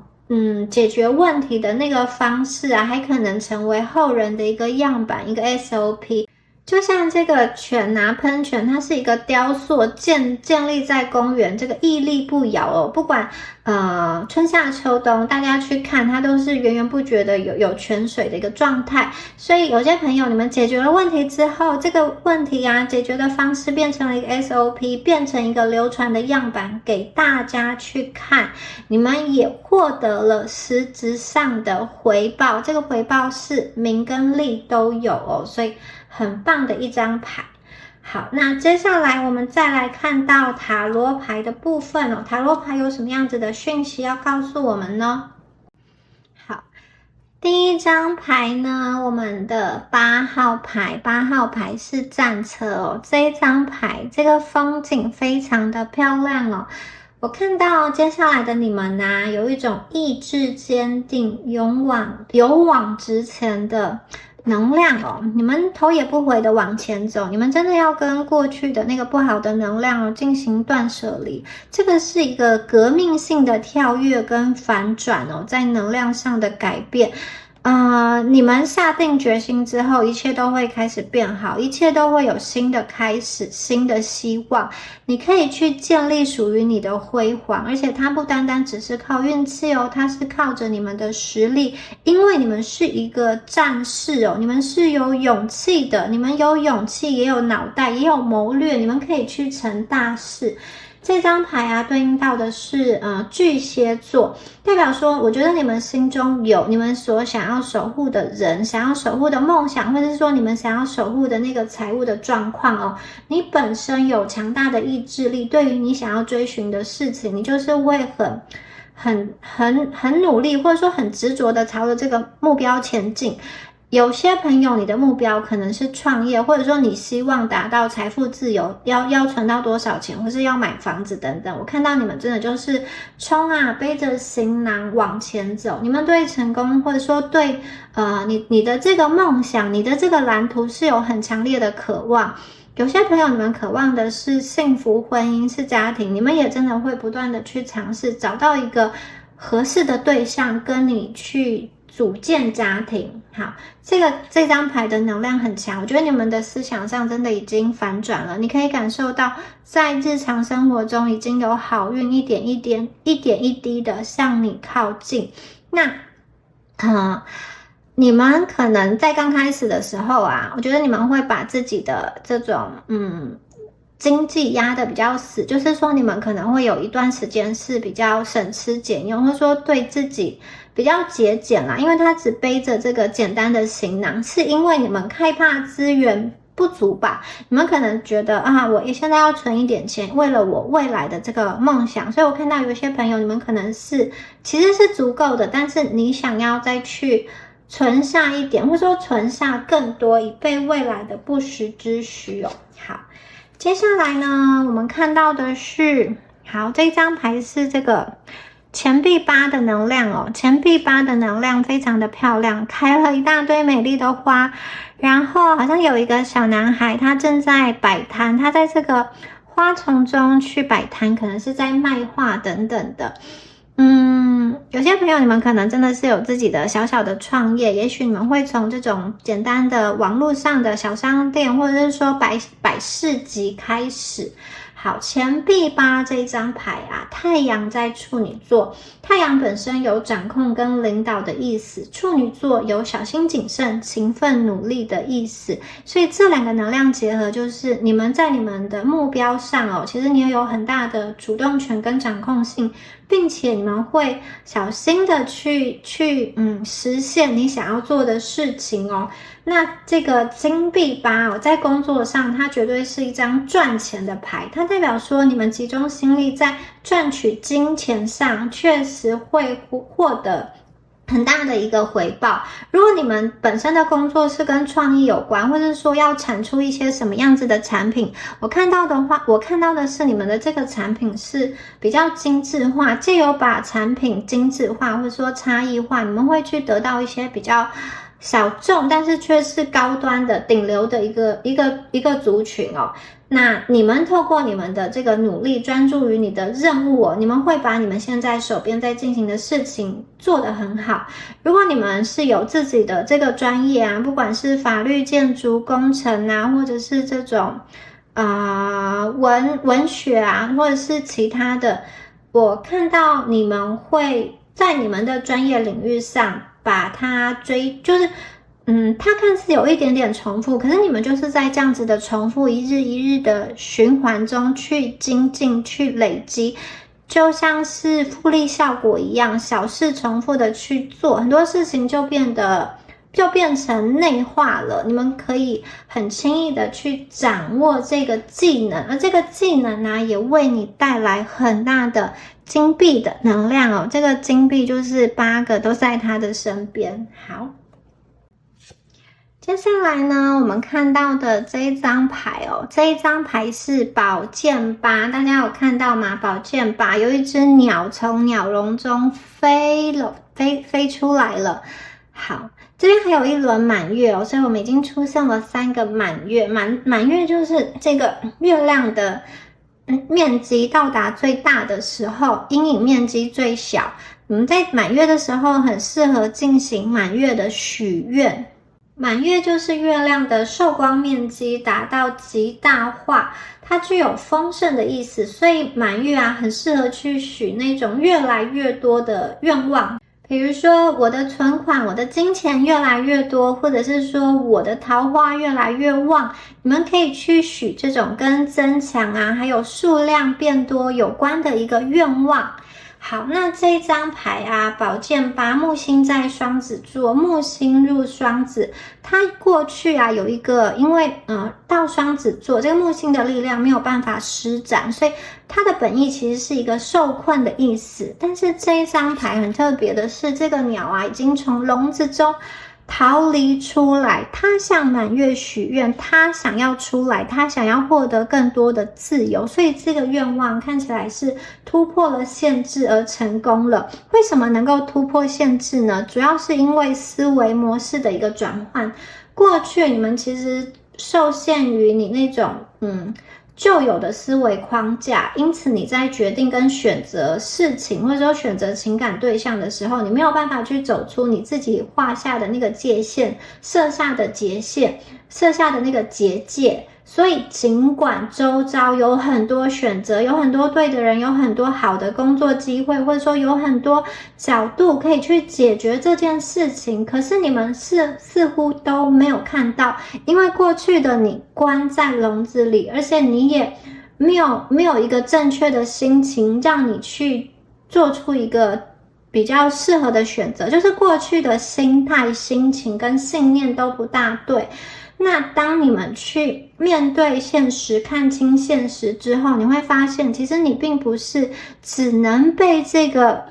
牢笼捆绑，不是只能被这个笼子束缚住的，你脑中有很多的想法，你一定要对自己有自信，你才可以将你的能力施展开来。一旦你们的头脑，这个脑袋的能量好像被光照了，被启蒙了之后，其实整个就是戏剧性的改变。你们真的是从一个比较封闭的状态突破了。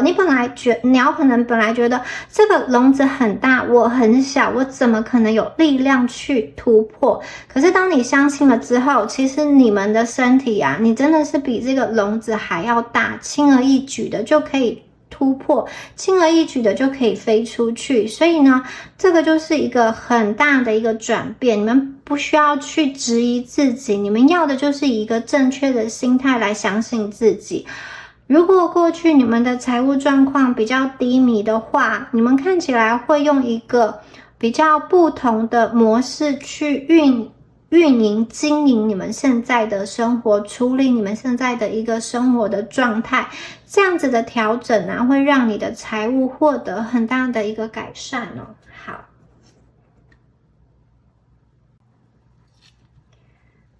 我们接下来啊看到的是金币一哦，哇，好漂亮哦，金币一的能量在这边哦。金币一它是土元素的牌，金币王牌，它代表的财富跟机运的到来。金牛、处女、摩羯的能量哦。好，觉得金币一啊，结合你们之前的牌卡的能量，其实可以很明显的感受到你们的生活啊，真的是慢慢的在稳定下来哦。当你们突破了这个牢笼之后啊，突破了一些好像你觉得很不舒服、很有压力，或者说不知道该怎么办的一个状态下，接下来哦，迎接的就是稳定。这个稳定啊，很大一个程度是你们的物质世界、物质生活绝对会很稳定，因此你内在会有很大的一个安全感。你们会有机会，这个机会正在成型哦，那它也是需要你投入时间、精力，或者是说一些资金去把这个机会发展得更好的。我觉得金币一真的代表了你们未来是有前景的，你们可以去大幅的改善财务的状况，而且你们已经找到一个开端，这个开端可以让你放心下来，你可能不用像过去就是苛刻自己啊，或者是说花很少的钱去过生活，你们会看到未来是有希望的，所以你们会慢慢的相信你的这个财富的状态是可以变得越来越好，因而也影响到你的消费观，或是说影响到你目前的一个心理的安全感，主要是安全感跟踏实感。你们对未来的生活有很大的一个盼望哦。有些事情短时间内看不出来一个具体的成果，可是你知道你可能持续的投入金钱，或者是说你拥有什么样子的复利，你投入这个复利的一个投资的计划，接下来耐心等待哦，因为过去的数据都已经指明了，耐心等待，耐心经营，未来必定会有一个很好的回报，未来必定会开花结果，所以你们会开始看待比较慎重的看待手中的机会，手中的工作，或是说手中的金钱，并且思索要怎么运用，你们找到一个好的方式投资自己以及投资未来。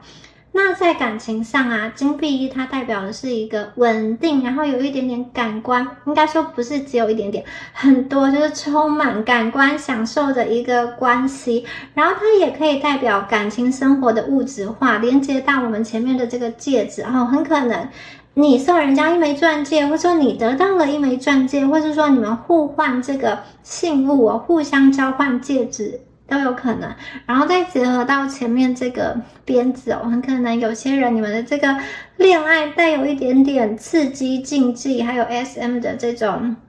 风格在，小部分的朋友是这样子。接下来呢，看到的是权杖三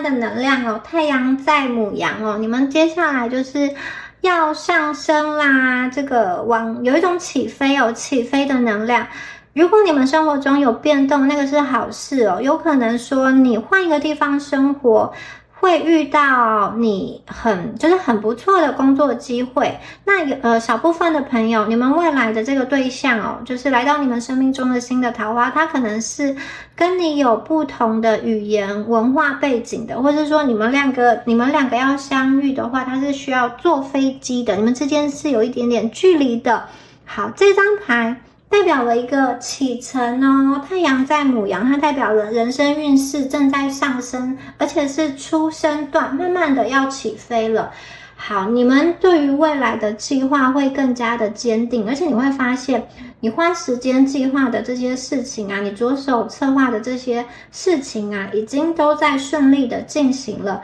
看起来你们已经取得了初步的成功，在金币一之后，你们取得初步的成功。初步的合作成功，协商顺利，谈判成功，或者是好在工作上找到了一个好的职缺，跟老板同事都相处的还不错，你的能力可以得到一个发挥。好，这张牌有这样子的一个力量。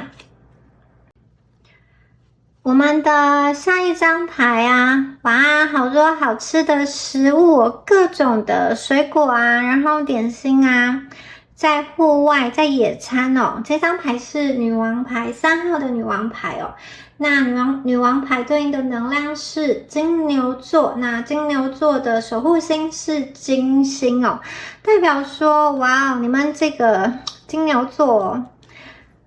在未来的一段时间啊，不愁钱之外啊，我觉得你们在这个生活用度啊，或者是吃喝玩乐上都可以去享受啦。过去你可能就是因为钱不够啊，你就是买一件衣服想很久，或是说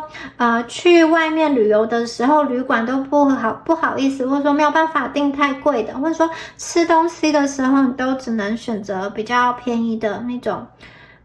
比较便宜的那个餐点。接下来这个能量就是完全不一样了，舒适美丽的这个女王啊，而且她并不是高高在上的，她是一个超级年轻而且超级轻盈轻松的能量，他很细心的在为大家准备餐点，可能是他自己做的，可能是这个 Uber Eats、Foodpanda 买来的，叫外送来的都没有关系。但是啊，你们的生活会充满了富足，还有丰腴、丰饶、爱跟美丽，都在这里哦。我觉得它是一个比较大爱的能量哦，很可能哦，这个是你们本身哦，因为你们本身有很多的资源，你会好像没有心机，然后很爽直、很爽快的去分享哦。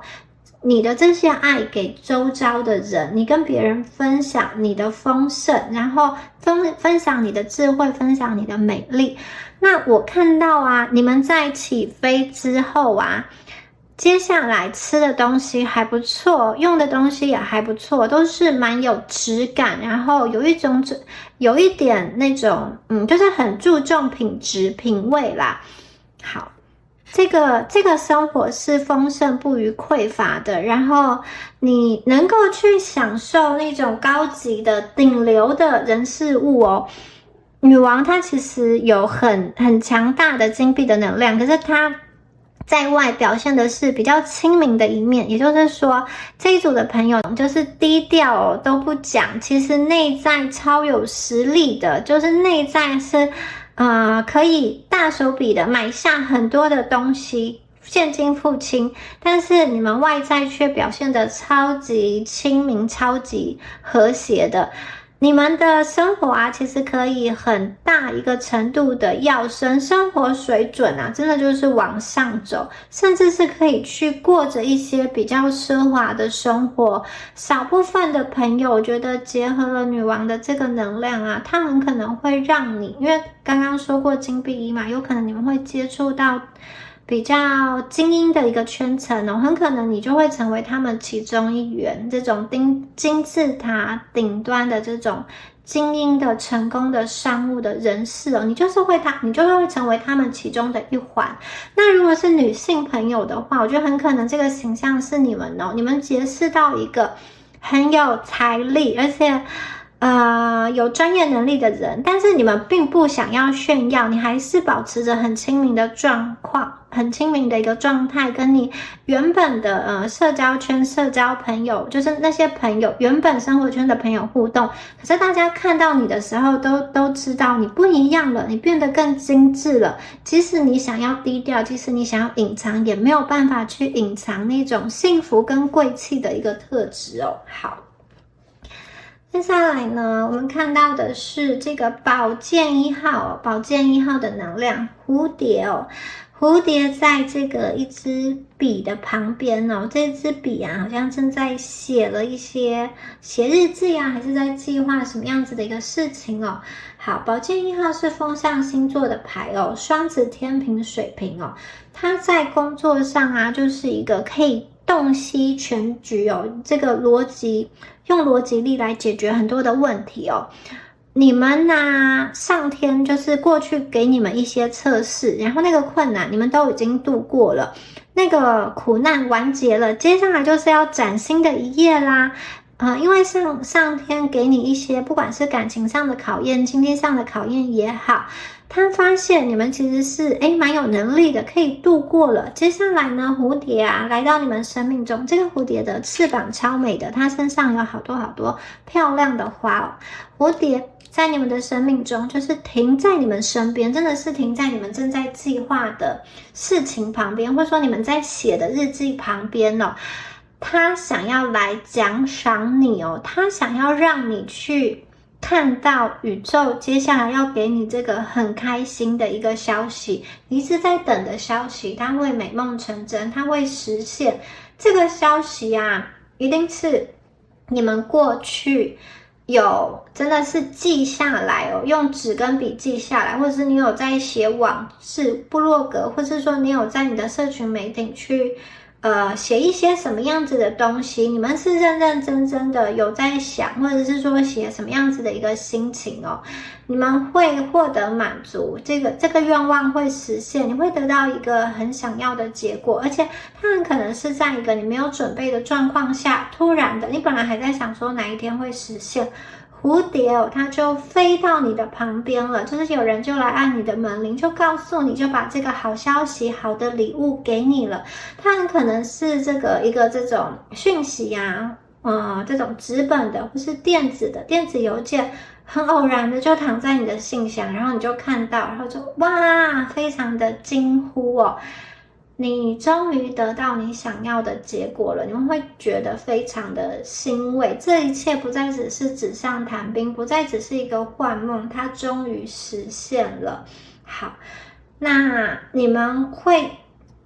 过去的那些经历啊，会让你变得更加的成熟，更加的有经验。而且你会发现哦，你以前可能认为很难的事情，其实只是你没有去经验过。当你实际去做之后啊，你会发现根本就没有想象中的那么困难，那么可怕，而且你反而会去享受那一个过程哦。如果你们未来想要进修，或是要争取加薪晋级的机会，也是很适合。我看到你们是有筹码进行谈判的。好，接下来再看到的能量是白马，而且是有这个翅膀的白马，它的翅膀还闪着金光，这是一个超贵气的马，它不是普通的马，这只马上面一定是载着那种皇族、皇宫贵族，或者是天使要来保护很重要的人哦。你看，结合这个皇后牌哦，我觉得你们身上真的能量越来越精致，然后有一种高档的能量哦。但是你们又这么的亲民，就是不管你今天处于什么圈层啊，我觉得你都是保持着你善良的本心哦。好，有六个权杖，还有这一匹白马，权杖6，它是摩羯座的能量哦。你们其实摩羯座它其实不是一个很高调的，有的时候它其实很不起眼。我觉得你们就是那种明明就是身上有光芒，又想要把自己隐藏起来的感觉，而且你不大想要让别人很清楚的去摸透你，让你知道你在想什么。在感情上啊，你们也会去坚持一些小固执。你们是非常重情重义的一群人哦。如果有人欺负你的朋友，或者是说欺负你心爱的人，你绝对会为他挺身而出哦。所以这组的朋友，我觉得跟你们做朋友、做情人都是非常不错的。然后权杖6啊，它还有一个能量是，你们看似就是想要去隐藏自己的光芒，但是在关键时刻，大家真的很需要你。你们在关键时刻是可以发挥大大的力量跟很大的一个作用的。我觉得接下来你们一开始是起飞嘛，接下来就是要升了，你们到那个主要的这个往上升的阶段，主升段。因为权杖6真的很明显是一个胜利的牌，而且这个胜利啊是喜形于外的胜利哦。这个翅膀看前面也有蝴蝶的翅膀，然后这边这只鸟也有翅膀。第一个啦，你们在心情上真的有一个重获自由的感觉，在心理上，在精神上，你觉得你不会再被束缚了，不会再被捆绑了，你不会再好像我必须要等待某一个讯息、某一个官司的宣判，或者说某一个法律的仲裁，我一直心里被某一件事情压住了，然后就是让你没有办法真的笑得很开心，可能笑都笑一半，因为你正在担心某一个事情，接下来这个事情哦，不会再去让你有困扰，你们可以自由的飞，在精神上你就可以飞到你想要去的地方，你们可以真心的放声大笑。那这张牌也很代表的是一个就是世俗的名利啦，像是金榜题名啊、衣锦还乡啊，这些很外在的东西，其实你们这一组有很多那种外在的名跟利啊、物质的能量都有哦，你会享受到大家的一个赞美跟鼓励，很多人会去，我觉得是羡慕你啦，看到你们可以活得这么的自由。少部分的朋友，你们可能去认识到一个很有钱、很有权势的人。那一般人可能对这个有权有钱的人的想象，也许是如果是感情关系可能会外遇，或者是说如果是合作关系，他可能会只重他的利益啊，然后当利益不合就把你就拆伙，或者说踢你一脚。大家会对你实际生活有很多的想象，可是因为你们的心情是自由的，是轻松的，我觉得那些阴暗的想象啊，那些揣测啊都不存在哦。其实你们会活得很平安、很自在，就是你们遇到的这个人，他不会去伤害你，也不会给你带来什么麻烦，反而就是他是来你身边丰盛你，来你身边帮助你，来你身边跟你一起去成就你的一个梦想哦。你会收到一个，这边有流星哦，你会收到一个讯息，这个讯息你听到之后，就会觉得你要一鼓作气往前冲，你就是再次有力量，去突破你眼前的某一个关卡。过去如果你们一直吃不好、睡不着的话，接下来你们可以好好的放松的睡一觉了。好。那如果你们曾经因为在感情上的不自信，或是觉得自己没有能力，就是事业还没有稳定下来就没有能力或没有心情进入一段感情的话，接下来你其实可以给你自己以及给你身边的这个伴侣一个很好的生活，很好的一个待遇。你们不用担心你能力不足、财力不够，或者是说各种状况还不稳定，那个信念已经要被脱去了，已经就是像脱衣服一样褪去了、撕开了。接下来就是等着看你们表现，大展身手。然后不管是蝴蝶啊，或者是皇后啊，我觉得这边有一个很温柔的这个阴性的能量在，所以如果单身的朋友你们会遇到一个就是很温柔的阴性的能量，这个阴性的能量很可能是男生，但是他是一个就是暖男的感觉。如果是女生的话，我觉得他是一个善解人意，也许自己很会做菜，很会料理，很会做家务，或者是说他的外在，他的外观，不管他几岁，但他的外在的那个气息呈现出来是很年轻的。如果是一个男孩子的话，我觉得他很可能也是很懂吃，或是自己会做菜，或者是说他本身的个性就是温暖体贴的这一种个性。好，接下来呢，圣杯十，10个圣杯，彩虹，然后非常多的花的元素好，火星在双鱼，充满了温情的圣杯，又遇上一个象征圆满、象征安定的数字10，所以这一张牌本身给人一种很稳定舒适，然后又有一种慵懒的感觉。慵懒就是好像躺在那边什么都不做，不用担心，很舒服的一个状态。那如果想要组建家庭的朋友，圣杯10这张牌的家庭运很强，而且会有自己的一个孩子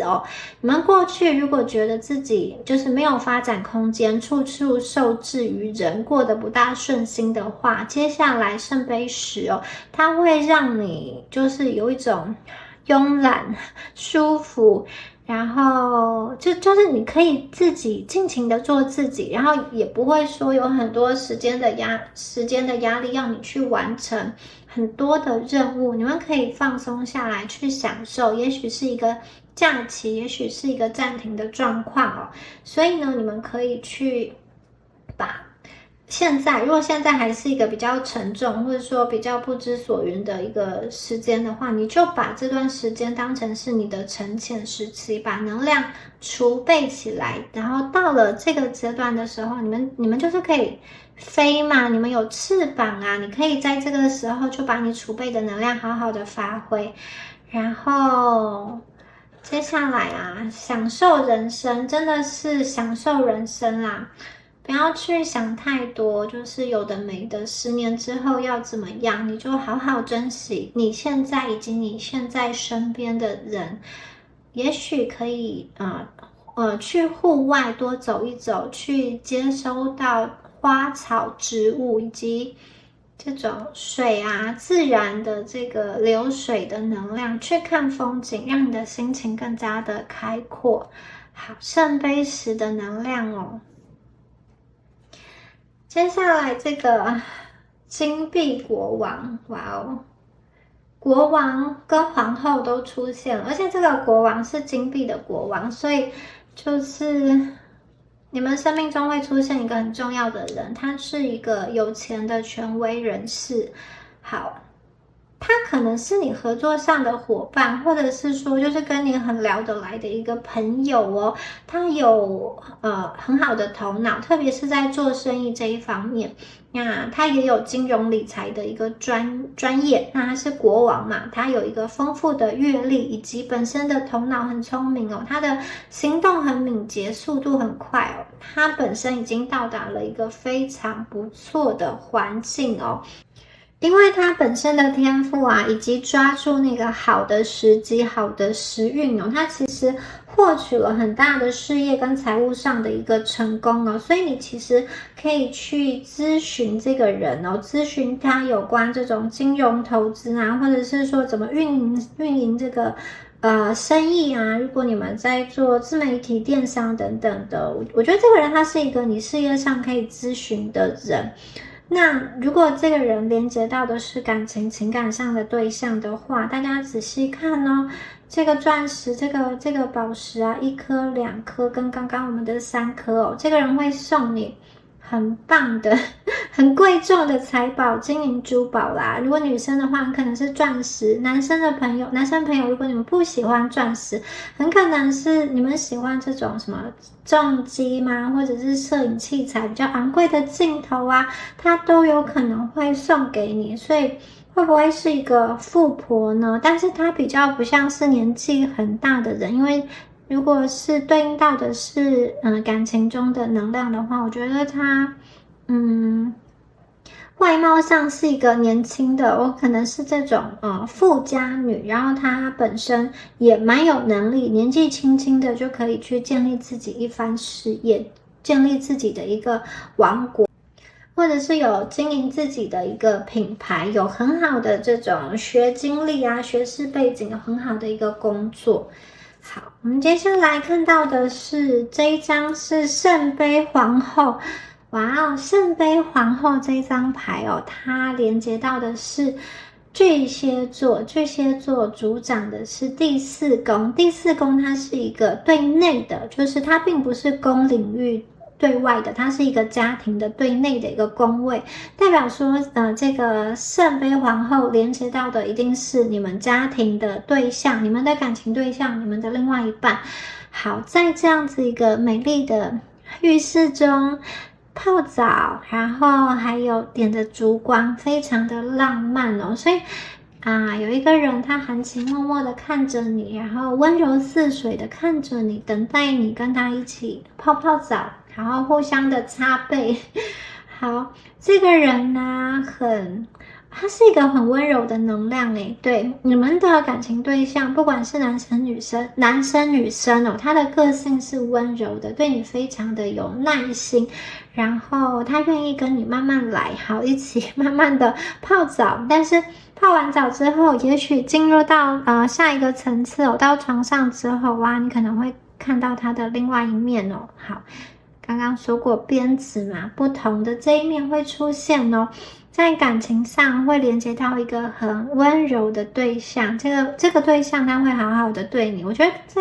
他在照顾你感情情绪上面是蛮到位的，或者说如果你们特别的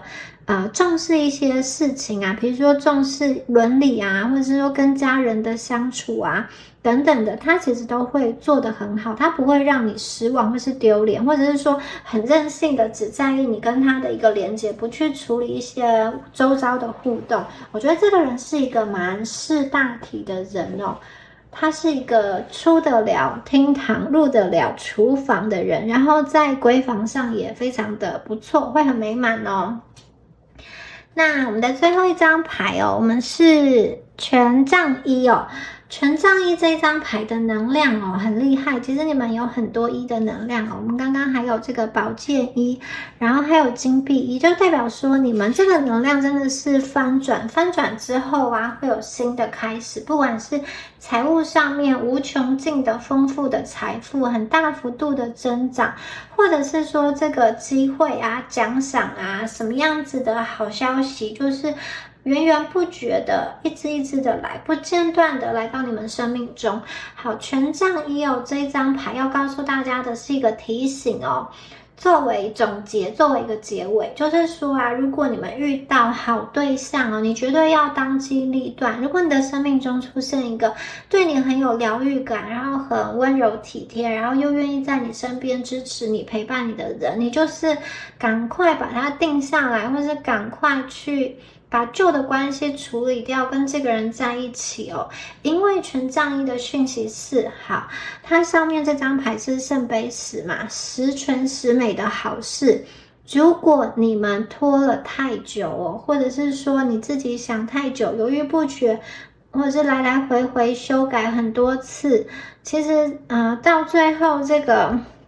蜡烛的烛火都烧完了，你们还没有做决定的话，其实就会失去了原本这个千载难逢的一个机会。你们绝对要赶快把它抓住定下来。好，如果是事业上的话呢，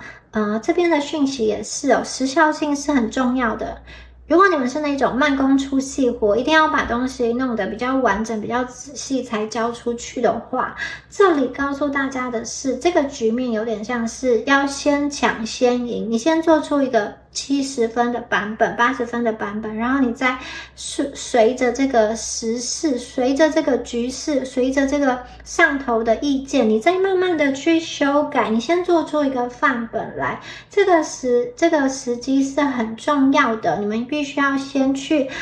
做一个初步的东西出来，然后去占有一席之地。在感情上，它有那一种哇，就是瞬间坠入爱河，瞬间被电到一见钟情的能量。然后在这样子的能量上，大家就不要再去压抑了，赶快跟这个人就是你很喜欢他，你就不要再想说会不会再次受伤，或者是有些朋友可能是有远距有异地的，你们就会真的是想很多，或者是又在烦恼说我的金钱状况会不会跟之前那样子。其实不会，因为那个低谷时期都已经过了，你们一定要勇敢的往前踏出一步，去好好的抓住上天给你的机会，去好好经营你们的关系哦。因为这个关系很可能它成就的是一个正缘，一个良缘，这个佳偶天成，它会是一个很美满的婚姻，然后有彩虹为你们祝福，是有后代的，是有那种子孙绵延的感觉哦。所以请大家要去当机立断，抓住机会。那另外一个讯息就是，你们在做事情的时候因为你们真的是，你看有皇后圣杯十以及这个金币的能量哦，你们很可能已经脱离了原来的那个生活圈跟圈层哦。虽然你们本质上是良善的，但是也要小心有一些不好的人，他看似是你的朋友，可能跟你在同一个群组，然后他会问候你，但是他内心却好像想要去知道你一些八卦，或者说爬一些讯息，他其实是有一点伪装啦，大家要小心，就是你们不需要过度的去展现自己现在的状态有多美好，因为确实如果太过招摇、太过展现，或者说太过曝光的话，很容易被一些披着羊皮的狼，这些假闺蜜、假朋友或者是有心人士去攻击你，或是指指点点。所以如果你们已经真的到达了一个跟之前的那个财富能量或者是说地位都不一样的状态的时候你们在跟过去的朋友互动的时候也是要小心，有一些人他会对你有一些嫉妒之心，当然也是有好朋友可以留下来，可以持续的互动，但是尽量的低调一点，不要让人家不舒服这样。好，也一方面也是保护自己的能量，你们有多好，你们过多幸福，自己知道就好。那以上就是有关于第二组朋友你们今天的解牌啦。如果今天的能量有对应到你们的话，欢迎在下方留言领取好运，领取第二组的好运能量。我们下支影片见咯，拜拜。Hello，选到第3组的朋友们，大家好。我们今天呢要一起来看一下宇宙要给你们什么样子的好消息哦。好，我们来看一下第3组朋友你们的一个能量哦。第3组的朋友啊，看起来你们是那一种一直以来都默默的在耕耘，默默的在努力的。在你们的目标上，在人际关系上，在情感上，你们都是很愿意去朝着这个方向去付出，朝着这个方向去努力的。那你们的状况啊，在现在应该已经有了一些小小的积累，比如说在工作上，你们有了升迁的一个空间，或者是说在财务上，本来是入不敷出的，现在渐渐的已经可以上轨道，已经渐渐的可以存下一些钱，甚至有余裕可以去做你想要做的事情。有些朋友，你过去在单身的时期，可能一直期待你想要有一个稳定的关系，你想要有婚姻、有小孩。那也许你们现在不少人已经在感情上有了可以发展的对象，或者是说有些朋友你们已经进入到婚姻中，有自己的家庭，有自己的孩子了。所以我觉得这一组的朋友，你们确实在人生的各方面是有一些小小的积累，小小的成就。过去你自己为自己设下的目标是有达成的，那你们现在啊，心中可能还是有所追寻的。这个追寻有点像是，也许你过去很努力的在冲事业，然后在感情的这一块还是空缺的、空白的，因此你会想要去弥补缺少的这一块。有些朋友则是你为了感情，为了这种家庭啊，奉献了很多时间，牺牲了自我，你现在有点想要去重新找到你的那个专业哦，你会想要重新去建立自我价值。那看得出来你们是比较在晚上比较容易睡不好，在这一段时间内常常会做一些各种奇特的光怪陆离的，或者是有一些预知的梦。可能有一些人你们还会梦到小的时候啊，你看这只兔子，它手上拿着一本书，可能你们还会梦到一些小的时候你在考试的那个情景，就是很竞争、很紧张的那个情景，就是这一组的朋友，你们心头有一些挂念的事情，让你没有办法好好的睡觉。那你们还有一个很大的能量，就是你们可能觉得在自己这个人生的旅途中，你不算是那种特别幸运的人，就是别人如果做坏事好像都可以不会被抓到，但是你们只要不小心就是犯了一次错就会被抓到，然后就会被示众，然后会得到处罚。或者说别人在感情上乱来啊，很自私啊，都没有什么关系。可是你们一旦做了比较稍微不好、不道德的事情，就会马上有不好的结果。所以你们基本上，我觉得你们也不大敢做一些很不道德，或者是说很邪恶的一些事情。可是你们有的时候就觉得自己不是属于特别幸运的那一群人。那这里宇宙有一个能量要告诉你们说，比如说你觉得你在感情中，如果你是属于那种觉得你都没有什么桃花，或者是说感情比较不顺的话，这边其实有一个能量是想告诉你，不管你今天这个命啊是有没有桃花，桃花活不活跃，其实在人生中的某一个阶段，都会因为那个行运，都会因为当时的这个能量，会为你带来一些好的感情上的机会。而事业上也是总会有那一段时间是有机会来临到你们面前。但今天呢，如果你内在一直有一个自我怀疑，就是说我值得吗？我拥有这个能力吗？即使桃花送上来，即使工作的机会送上来，你们很可能会因为自己的一些限制性的信念，或者是对于自己的不自信，然后呢，好像潜意识的就把这些好的人、好的机会往外推，就是拒绝，或是说就没有很积极的去争取。那对方可能就以为你们不那么的想要，就把机会给别人，或是对方觉得你们没有想要发展，好，那他就是好，那他就是再去可能就找别人，就觉得你们可能对他没有意思。那你们呢，其实真的是我觉得你们的生命中其实是出现过机会，仔细的去回想起来，有的时候啊，你们的这个自我怀疑，或者是说，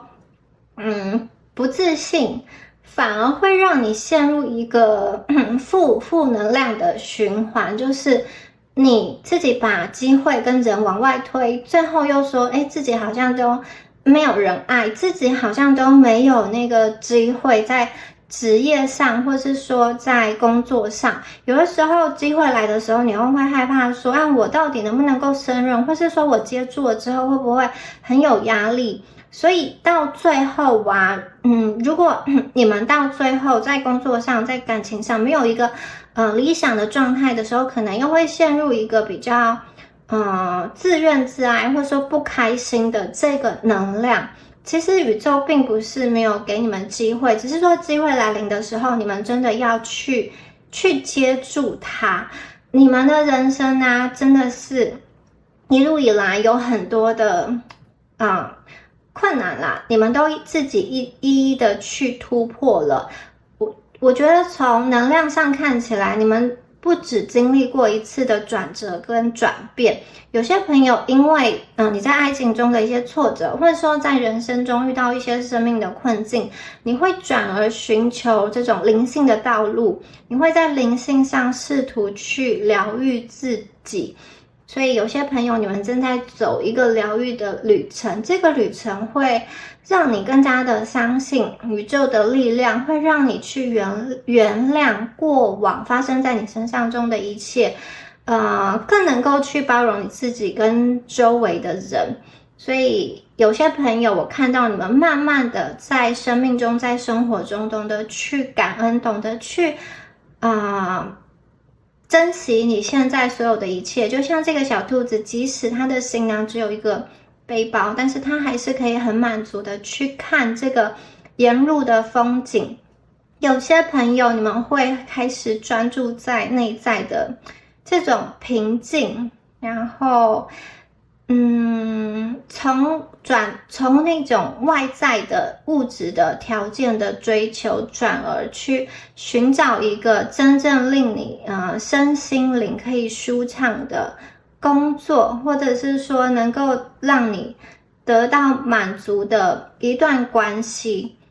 除了外显的条件之外，我觉得最重要的是内在一些隐性的、一些软性的一个幸福哦。你跟这个人在一起，究竟能不能得到心灵上的平静呢？你跟他在一起，他究竟能不能够去接住你的情绪？他的自我管理究竟怎么样？以及在工作上也是，除了实质上的金钱之外呢，他会不会让你压力太大，负荷太大，或是会不会让你产生一些身心焦虑的状态？我觉得你们开始往更深层次的方向去思考，你们究竟想要的是什么。好，这个是第三组朋友你们的一个能量哦。好，如果有对应到的话，我们就继续往下听哦。好，首先呢，来看一下雷诺曼的部分哦。我们的第一张牌是钥匙，第二张牌是骑士。好，接下来我们是书哦，还有31号的太阳。好，哇哦，你们的能量其实蛮厉害的哦。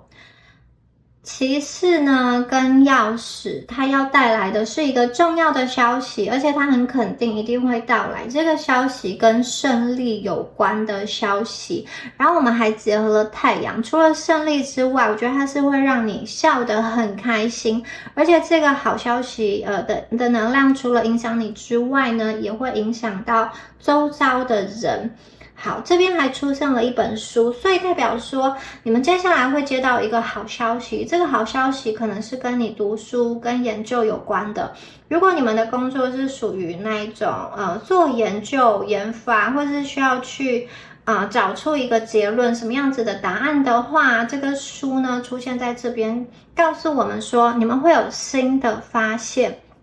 这个新的发现是从旧的资料中去发现的，可能你过去在看同样的文字的时候，或者说同样的资讯的时候，你都没有办法去把一些相关联，或是从这个资讯中找出解决之道。可是今天呢，你们突然灵光乍现，或者是说有一个人就是意外的访客，意外了提供你什么样子的好消息，跟你进行什么样子的谈话，你们突然有了灵感，就可以去解决目前的这个难题，或者是说你从旧有的资讯有了新的发现，原来这个关键点是这样，原来要从这个角度去切入，就可以去解开你一直以来想破头都想不出来的一个问题。好，这个骑士啊，他会带着好消息来找你。有些朋友他可能是一个你的一个旧人重逢或者是说这个消息是来自官方的一个消息，这个骑士穿得非常的正式。如果你们在学习啊，如果你们在准备考试的话，基本上这几张牌跟学习考试啊，或者说晋升啊是非常相关的。你们在学业上会有成就，你们会找到一些重要的关键上的资料，或者是说你在跟别人竞争，在完成一个项目的时候，你会得到成功的秘诀。有些朋友你们还可能会自己出版自己的一本书，或者是说你掌握到了一个经营自媒体的一个秘诀等等的。有一个很棒的人他会拜访你，这个人会跟你提供一些好的一个工作的机会，或者是好的一个学业的机会，也有可能是有什么样子的布告的资讯，你们在网站上查到了，是一个奖学金，你可以去申请，或者是说是一个什么关键的消息，对你的这个移民啊，或者说对你的这个你想要等待转职啊，是很好的一个资讯你从网络上，或者是说从猎头有什么样子的人带来这样子的消息，这样子的重要的资讯给你，而且这个资讯是你真的可以好好的去运用。为什么呢？我们的这个钥匙跟太阳啦，这个就代表说必然成功，一定会成功。你们接受到这个消息的时候，哇，是非常的开心的。这个消息会来得很迅速，3个月以内，这个迅速的消息就会传递给你。它可能是一个实体的人来告诉你，或者是说是一个电子邮件，是一个信件的方式来告诉你。有人你们会收到一个通知，有的人你们会收到一个包裹，或者是说真的有人会在你们的生命中跟你们敲门，然后跟你展开这种1对1的一个谈话。在这个谈话中，一些隐藏起来的秘密，隐藏起来的资讯，你可以将它组织起来，你可以去理出一个头绪，你可以去找到一些关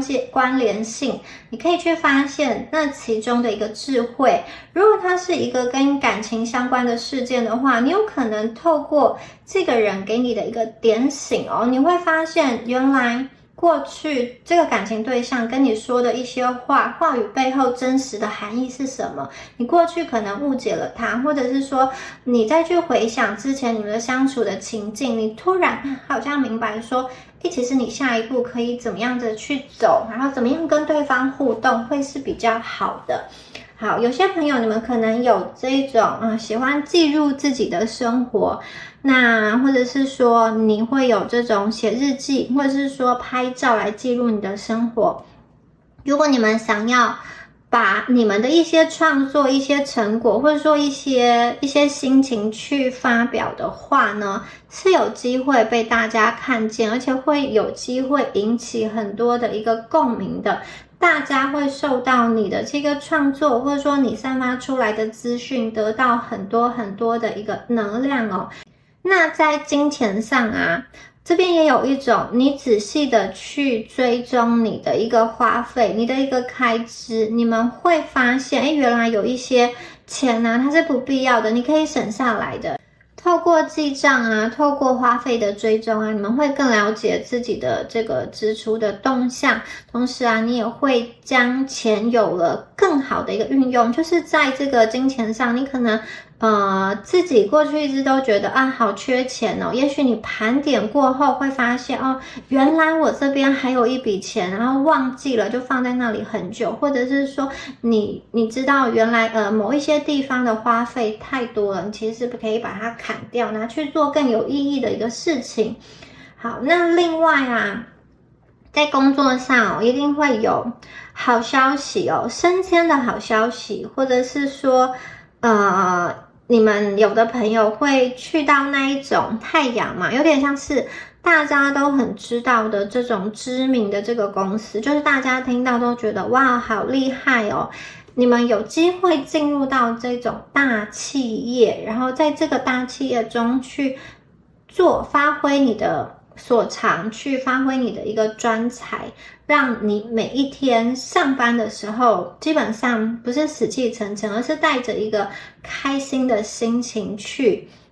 实现你的那个理想，实现你的一个梦想。所以这一组牌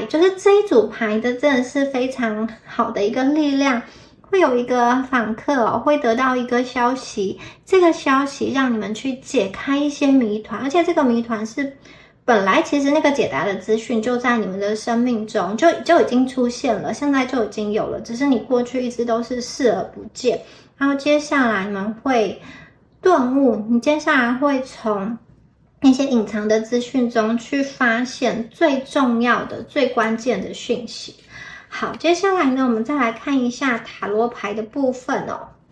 我们第一张牌抽到的是权杖皇后。权杖皇后的能量，它是一个非常热情的能量，火跟水的一个结合哦。火元素它有很大的活力，那同时结合了这个水元素，除了很大的活力之外呢，对人啊其实是有很大的同理跟很大的一个共感。所以我看到会有一个权杖皇后这样子的人士来到你的生命中，他会帮助你，然后他也非常的鼓舞你。我觉得他会说一些话来引导你，让你去脱离现在某一个思考上的一个困境。然后这个权杖皇后啊，这张牌他是拿着一个画笔，一个画画，他正在完成一幅他心中理想的一个画作。所以呢，我觉得这个权杖皇后啊，有可能是在你们在内心往内探索，或者是说你在从事一些艺术啊相关联的这种学习上，好，或者说这种书籍啊、艺术啊、灵性的道路上会遇到一个引导你们的一个导师哦。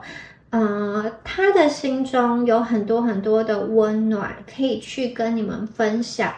然后他也是一个对于他的目标是很专注的人，他对你来说传递了很多正能量给你，就是你跟他在一起之后就觉得人生其实有各种的可能，充满了希望。我看到的是你们呢也会专注，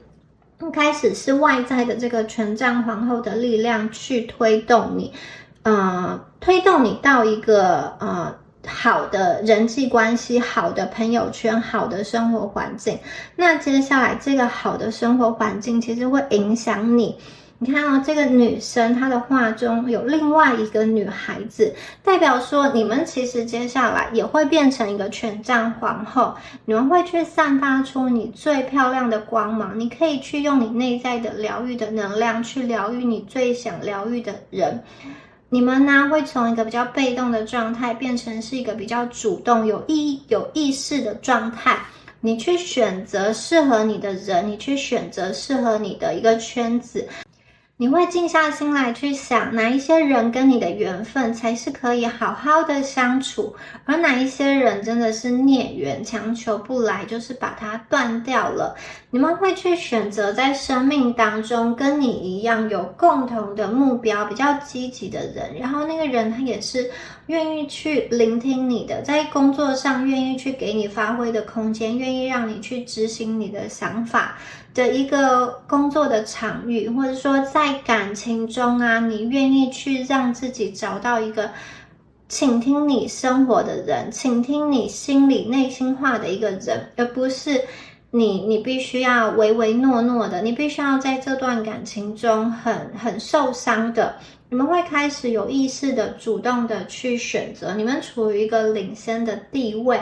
你们成为团体中某一个支柱的力量，你会开始在这个生活圈中，在这个环境中去发挥你正向积极的引导力。而且在面对比较混沌的状况，特别是有关于财务规划的这种状况下，我看到权杖皇后的能量是一个仔细的评估跟思考，然后做出一个比较长远的财务的规划。就是这一组的朋友，我觉得接下来在金钱上的运用，你们会比较精明，不会陷入一些消费的陷阱。你们能够以比较冷静的头脑去评估每一个投资的项目，或者是说你会相信你的直觉。如果有的人告诉你说，这个报酬率很高，没有风险，你们会马上心中会去想说，这个商品是不是有问题的？你们会更加的保守你的钱，你会将你的钱做最有效的一个运用。接下来你就是你人生中的掌舵者，你握有的这个方向盘可以开往你想要去的道路，想要去的方向。好，第二张牌呢，我们看到的是宝剑四哦。这两张牌都有出现这个笔哦，然后这只猫在休息哦，前面还有出现书哦，所以我觉得这一组的朋友，你们很多人可能是属于那种习惯的安静思考，就是独处的时候，你们可以去做一些规划，做一些思考，然后可以得到一些成果的人。好，一样哦，宝剑四哦，你们在心灵上经过一些沉淀，经过一些反省。宝剑四木星在天平，木星它跟宗教有关，所以我看出来你们接下来的一段时间会将注意力集中在内在的灵性修养上，你们会给自己一段时间沉思休息。好，因为你们之前努力的奋斗啊，可能把身上的能量都耗损的差不多了，接下来你的内在跟外在都需要进行一些休息哦。那这个休息啊，也是为了接下来的一个路途哦做准备。你们要先打气，补足能量之后呢，再继续的往前走。可能在这个休息的阶段，有些朋友你的头脑还是在动的，你会把未来可能的状况进行沙盘推演一番。某一种程度而言我看到你们对于你的未来是有思考、有计划的。你们开始养精蓄锐，不会说我硬要在这个时候去硬碰硬，或者是说要去冲。在关系上也是，有的时候执意去争，可能会把那个局面弄得很扭，没有办法解开。那你暂时的选择退让，学会以退为进，可能还会有更好的结果，更好的转换空间。所以这一组的朋友，我觉得接下来的这一段时间，你会对你的灵魂有很真实的认识。这个真实的沉淀跟反省之后，你越来越能够去分辨出你生命中的哪一些人，朋友、家人、同事，哪一些人才是真正值得交往的人。不是看他表面的言语跟行为，有些人他对你说的话很甜，但其实那个是对你没有益处的。有些人他讲话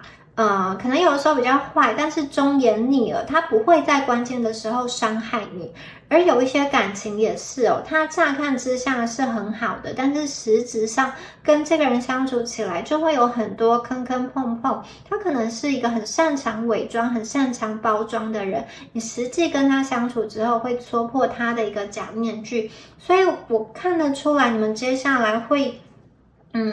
对于自己的灵魂有更真实的认识，也更能够运用这种直觉性的力量去分辨说，到底谁才是真正值得相处、值得交往的。你们远离了一个很嘈杂的环境，而专注在你当下。你们可以在这个安静的休息的过程中去获得力量，重获力量，以及你直觉的清晰力。你对很多事情跟很多人，或者是说生命中的优先顺序，你们会开始重新的评估。当你们休息之后呢，你的能量将比以往更强大，你们会开始聚焦将你的宝贵的能量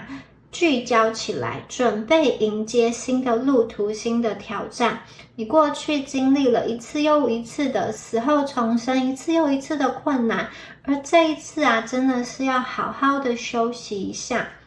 把过去的不开心的、不愉快的都抛开在脑后。宇宙给你们一段时间沉淀，你们就要利用这一段时间好好的沉淀，让这个能量啊重新的覆盖在你身上。你就是什么事都不做，躺平一段时间也好，你先好好的疗愈自己，再用你的能量去疗愈其他人，好吗？好，我们接下来呢，我们看到的是这个隐士处女座的牌哦，所以这个一样也是说，好，你们在疗愈之后，你们在冬眠过后开始醒了，就是头脑开始醒了。这个女生啊，她在看书，然后她背后有一个超大闪亮的星星哦，所以这一组的朋友，你们真的出现了很多书跟笔的意象哦。你们是不是有些朋友，你们正在准备什么样子的研究，什么样子的考试，或者是说你们在工作上是需要研读很多的资料，是很烧脑的。有些朋友，你可能就是喜欢这种安静的独处、看书、听音乐，你们身上有这样子的能量哦。好。隐士这一张牌哦，处女座的牌，它的智慧非常的高，是有一个宝藏，就是你们内在有一个属于自己的宝藏的智慧，很聪明。可是你们过去可能很长一段时间都是比较低调，你不敢真实的把自己的这个聪明去显现出来，你不敢真实的去做自己。那你们过去啊，很可能处在某一个就是那个能量场域，你如果太过聪明、太过发挥、太过敢言，就是说真话的话，可能会被旁边不好的能量伤害。那今天这个隐士啊，它周遭是暗的，这个暗的能量有点像是你们在养精蓄锐。当你还没有看清楚这个人的面具之下是善是恶的话，你们不会轻易的轻举妄动，你也不会很轻易的跟他掏心掏肺。我看到这隐士啊，他看似是不动的，就是看似你们外表没有什么变化，可是你们内在哦，已经有了一些计划，已经有了一些变革，你的心啊。你们不会轻易的去展现自己的能力，但是一到关键时刻，其实这个隐士它是可以一鸣惊人的。而且你们在沉潜的这一段时间啊，你们确实也不断的在努力充实自己，提高自己。就算是在很恶劣的环境下，你们也不会放弃去学习。而这些积累啊，最后就会像这颗星星一样，它会一次的爆发，有一个一鸣惊人的能量哦。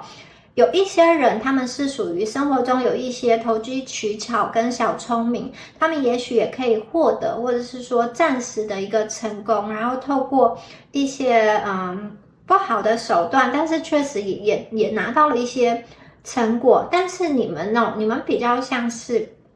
脚踏实地的积累，提高自己的能力，最后真的可以获得长线的一个回馈跟回报。那你们有的时候不对事情发表意见，不代表你们是笨的、不聪明的。其实你们聪明的很，你们内心有自己的盘算，只是你不见得会去说。有的时候你有能力把这件事做好，可是你不见得会在此时此刻去争取，因为你们有盘算过，有去想过，我到底是拿下这个项目对我有机会，就是对我各方面是好的吗？如果不是的话，其实你们也不会轻易的去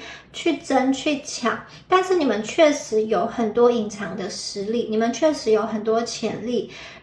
而这一组的朋友啊，如果你们是进入到一个新的领域，或者是说你们刚出社会还在学习，你们也懂得就是很聪明，默默的去学，默默的去看，别人以为你什么都不懂，其实你们就已经默默的去请教、去观察，然后很谦虚的那种状态，很低调的状态，就已经学了很多的技能，所以你们有那一种哇哦，不鸣则已，一鸣惊人。短短的时间，其实你就可以累积到很多需要的知识，你们的进步幅度确实是很大的。那这一张牌也提醒大家，是时候你要争取的就去争取，因为背后有一颗星星的光芒，你们终究是要发光的。你们过去的隐藏，过去的养精蓄锐是对的，可是如果机会来临的时候，你们确实也要去争取，也要去抓住，也要去让你的光芒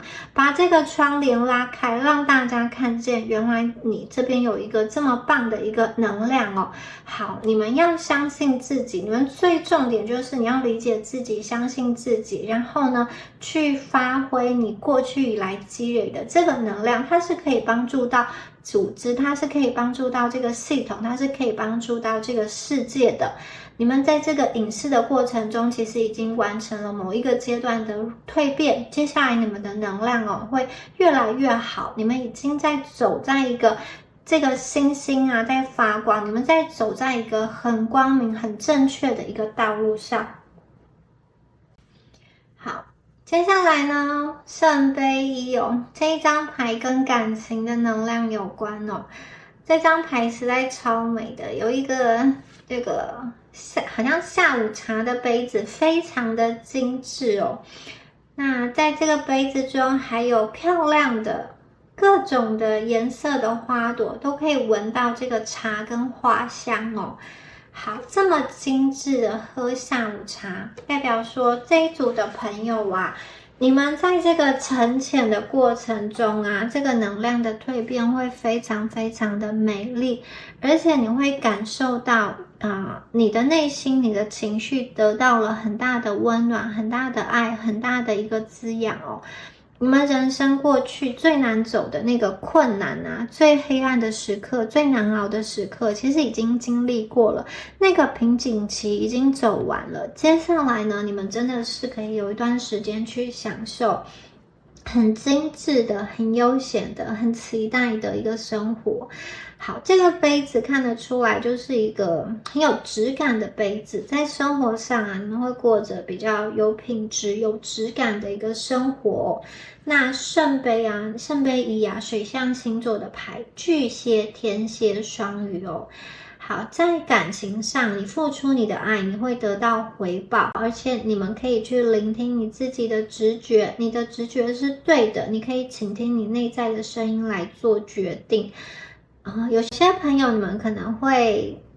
经历了爱情的萌芽阶段跟初始的阶段，有新的人会进入到你的生命中，对你展开追求，而且这个追求以及这个暧昧、这个约会的过程中，我觉得是非常美的，非常有格调、非常有气质的。至少在物质上，它是对你是精致体贴的，在感情上是非常细腻的。好。那如果是在这个人际关系上，你们会有好的一个人缘，你们会有好的一个机会哦。很可能呢，跟你的这个好闺蜜好共享下午茶，你会从这个聚会中得到很大的心灵上的滋养，或者是男生朋友，你们可能会一起去喝个酒或做什么样子的事情，透过这样子聊天当中啊，你得到一些心灵上的一个慰藉。好，如果你过去啊觉得自己的生命中缺乏机会的话，这张牌代表机会的到来，加薪的机会，跳槽的机会，本着你本身的这个磁场跟能量哦，你们会有新的案源、新的合作机会，或者是说在资金上得到增资跟扩展，就是有人会投资你，有人会给你一些资金的资源来让你做你想要做的事情。在生活上你们会更加的稳定跟舒适哦，所以接下来的下一段道路绝对是让你的财富可以安稳，就是财富安稳之外还有余裕，才有办法去喝这个 Ace of Cups 这个甜美的一个下午茶嘛。好，我们再来看一下下一张牌。好，我们的宝剑侍者，哇，宝剑侍者一个小女孩在念书哦，又是书跟笔，所以这一组牌已经出现了好2次的书哦，3次的书本，然后还有也是3次的这个笔的图案哦，所以如果你们真的是从事跟写作啊、研究研发啊这种脑力规划，或是写程式开发啊、调研等等有关的，这个真的是非常好的一个讯息哦。好，宝剑侍者双子、天秤、水瓶座的牌，它的关键日期有在秋季。在秋季的时候呢，可能你们生命中会出现一个好伙伴，就像这个女生在念书的时候有这个鹦鹉哦，她是跟她一起学习的对象，这个对象年纪很轻，可是他会给你很多灵感上的刺激跟想法。他讲话是那种比较直白直爽的，可是他是一个很优秀的盟友，有可能这个人是你的这种好队友，生活中的好队友，或是说事业上的一个好伙伴，你们2个会一起合作，你们2个会一起去学习，可能一起读书啊，或者是说一起往某一个目标去前进，去实践。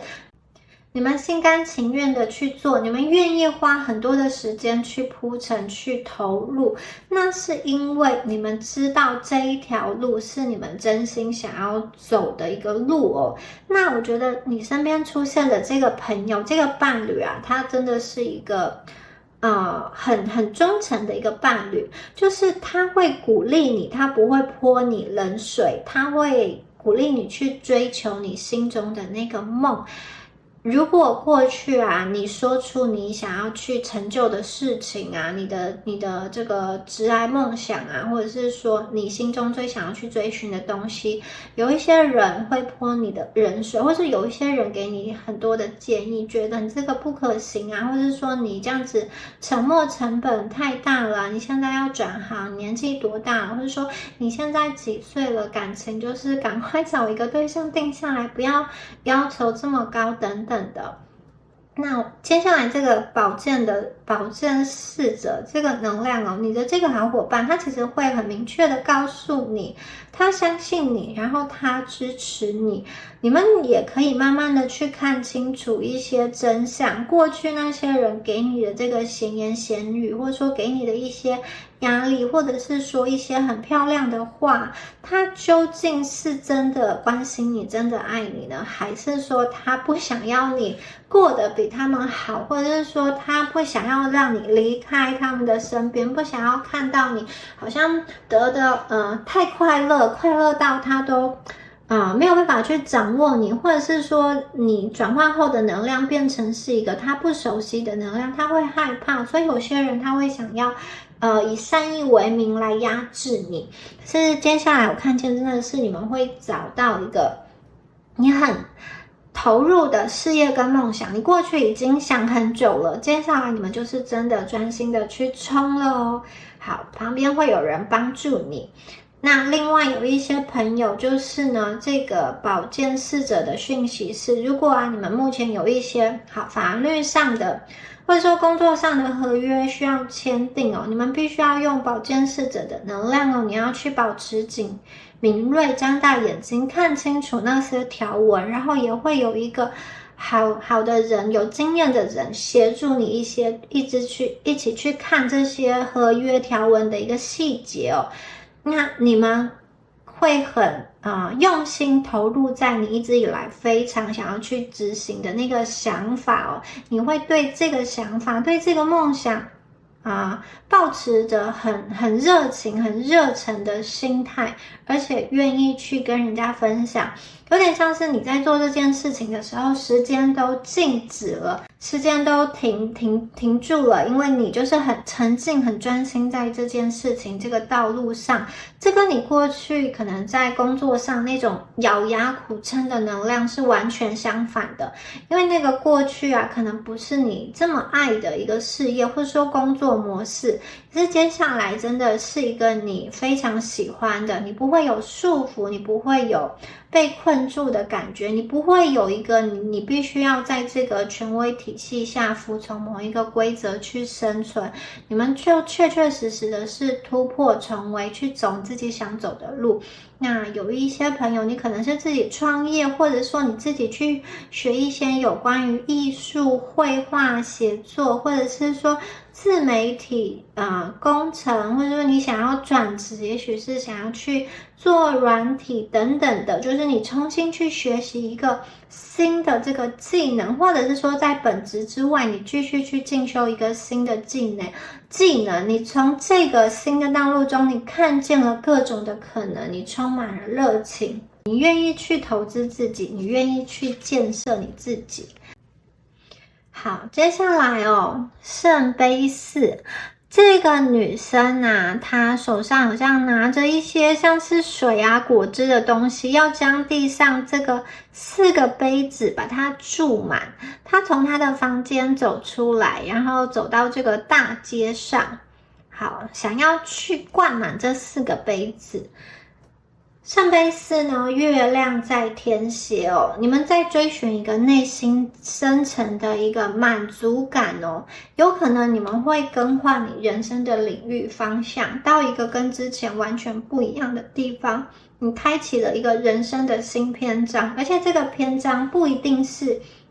大众眼中的那一种好像很热门的行业，有可能你们走的是一个小径，或者是说走的是一个跟别人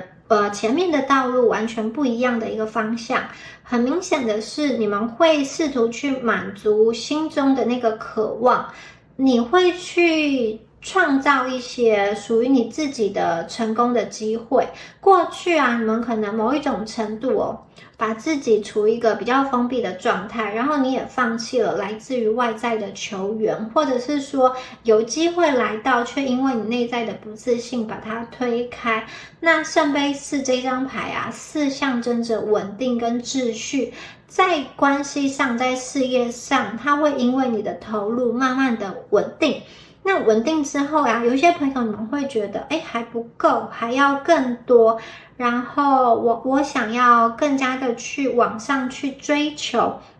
那这一张牌告诉大家的是，你确实可以往前去追寻，当你达到一个稳定的状态之后，你还有梦还要去追，那是可以的，但是也要去珍惜你身边的家人朋友，过去以来一直支撑你的能量，也要珍惜当下，你们该有的都会有，那个只是时间顺序的问题。你们想要有的，不管是财务啊、工作啊，或是感情上，那个最后都会有，只是那个时间会在什么时候发生，所以大家不要去着急，让宇宙的能量让它发生。就生命的时间来看，你们拥有的时间不一定比别人少。好，你们可以拥有的时间段，它只是发生的，有的人是发生在比较前面，有的人发生在比较后面。就算你们发生的在比较后面，你们总共拥有的那个时间也不会比别人少。你们绝对是可以去探索你心中的光芒，你绝对是可以真心的为自己活。你不要觉得你现在的生活很无聊，或者说很没有趣，很无味。其实你们现在过的生活是有很多人在羡慕你的，是有很多人希望达到这样子的一个状态。所以当你觉得不满足的时候，宇宙也提醒你要珍惜当下，你盘点一下你现在已经拥有了什么。好，接下来宝剑9宝剑9这一张牌看得出来你们过去真的在追寻自己的目标上有很多的压力啦，可能因此睡不好，或者是说这个身体出了一些状况。那有些情况是你们不得不被推到那个风口，推到那个浪口去解决一些事情。那有些人我看到的是你在感情上，可能过去有一段时间是跟某一个人的关系有一些猜忌，或者是说这个猜忌是你自己想象出来的，因为你自信心不足，觉得对方是不是这样子想你，觉得对方是不是就是会对你有一些不好的想法。其实某种程度而言可能是你们内心自己去预设对方的想法。那还有一些朋友，你们过去所受到的伤害，在感情、在工作、在人际上，很可能会在夜晚的梦中，在梦中再次显现，或者是说有一些秘密你不敢跟别人说，或者是曾经遭遇的背叛，一些伤痛的经验，它让你造成了某一种程度的创伤跟压力哦。好，你在现实生活中没有好好处理它的话，它会在梦中再一次的显现出来。好，但是呢，这边宇宙为你点亮了一盏灯，在你最噩梦的时候，宇宙它会叫醒你，它告诉你说，你若是因为过去的一些伤痕，或者说一些感情不好的经历，而将新的人拒于门外，或者是说你自己就先把这个宝剑九排列出来，其实新的人他会很难进入，很困难，因为他也害怕被你的宝剑所伤害。所以有些东西啊，宇宙就是要帮你们去淡忘，帮你们去化解。它点亮了一盏灯给你，让你在最噩梦的时候可以醒来。坏运已经过去了，坏运已经走到尽头了，接下来宇宙将协助你们脱离困境，前提是你必须要敞开你的心扉，去放下那些过去你觉得难以放下的痛。这个过程呢，它是慢慢来的，它不是一次可以有很大的转变的。也许你们可以每一次摘掉一把宝剑，一次一点，一次一点，到最后啊，你就会完成你内心最好的一个疗愈，最完满的一个疗愈的状态了。好。我们的死神牌出现了。死神牌哦，大家不要看到这个死神就很害怕，其实它让我们看见的是自死地之后的重生，绝美的一个重生哦。它让你看见一些事情的真相哦。过去很多朋友，你们可能是在工作中，在感情中奉献了很多。那有些朋友，你可能真的是拿命来工作，搞到自己的这个身心灵都出状况，然后确实也得到了一些不错的积累，不错的成就。好，今天那个死神啊，有点像是突如其来的事件，让你没有办法去防备。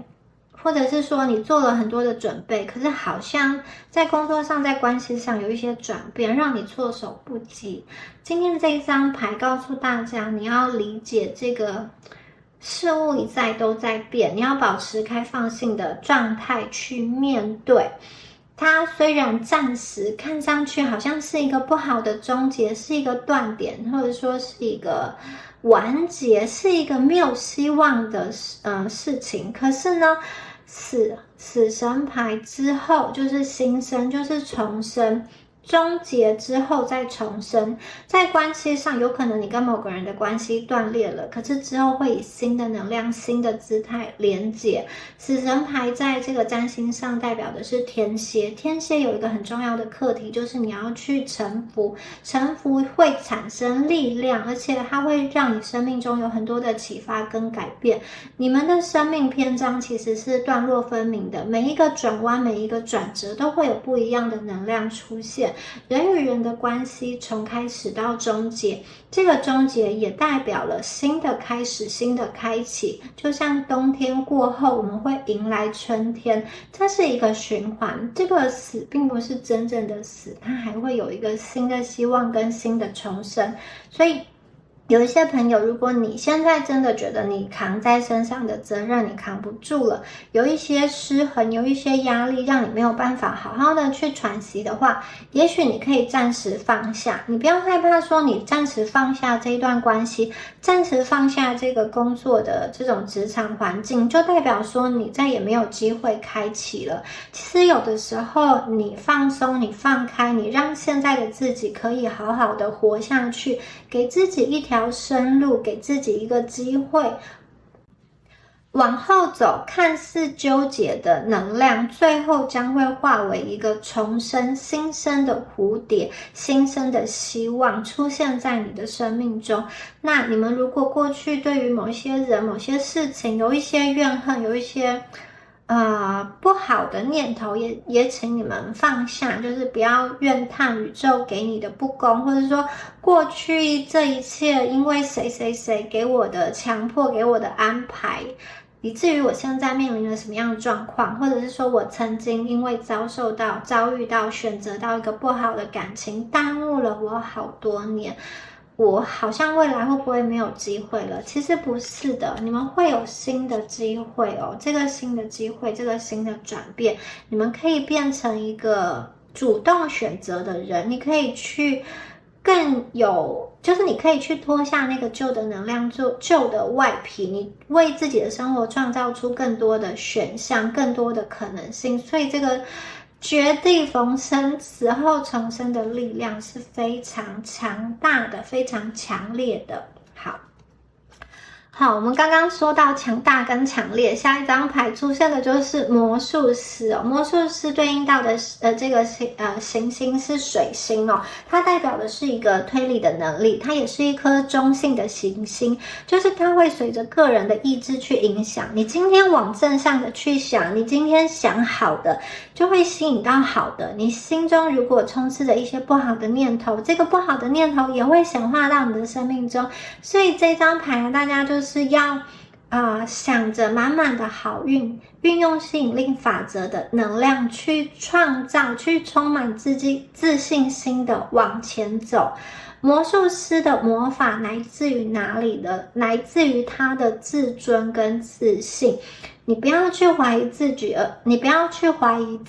而是你要去相信你自己哦。你要去告诉你自己说，你已经成长了，你已经变得跟以前不一样了，你不是被迫的，你已经有了别人没有的那个东西，你的内心更加的强大。过去你一步一脚印的创造出很多你现在的积累，很多的生活条件，这些都是你努力学习之后的成果。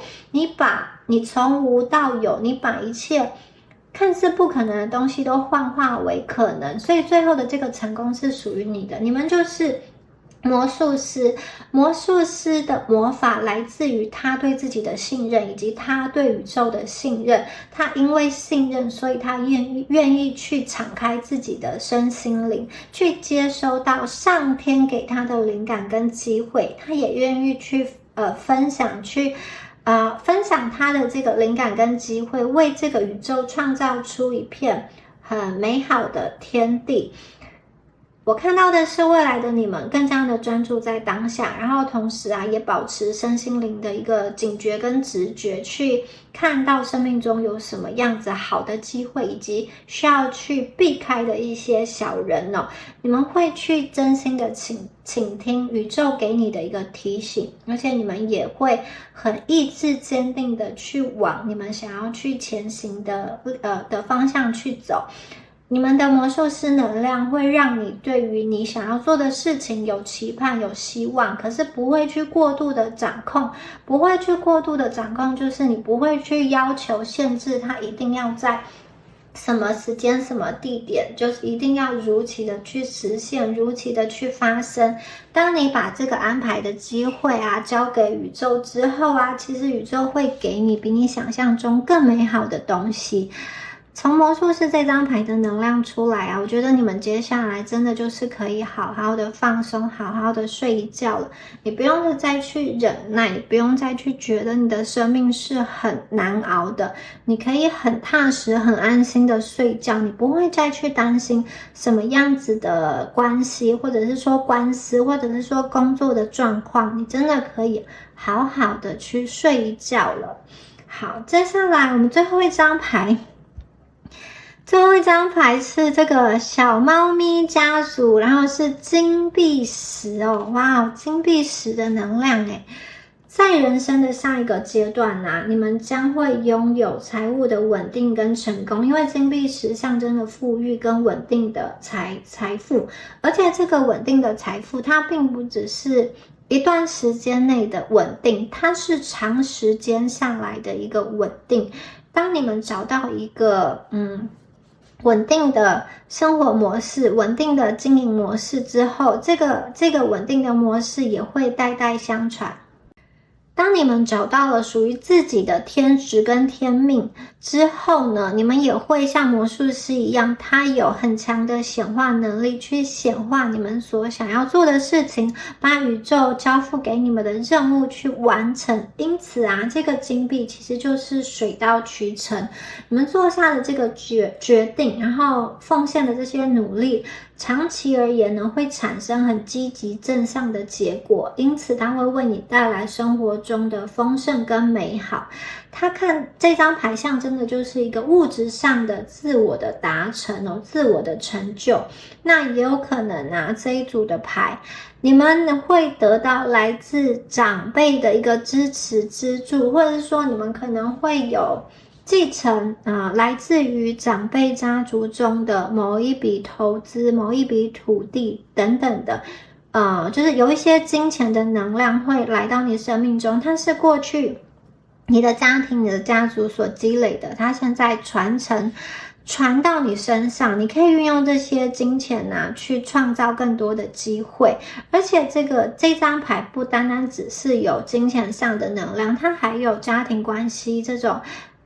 伴侣关系、家庭关系的稳定跟和谐。所以呢，在金钱上、在感情上，你们的能量都会进一步的升级，进一步的跳跃。你可以运用这些金钱去照顾你自己，以及照顾你想要照顾的人。你们在情绪上会是一个非常平衡跟和谐的状态。如果有一些朋友，你们在家族中有一些纷争，或者说手足中有一些为金钱争吵的状况，我觉得这个也有机会得到一个化解。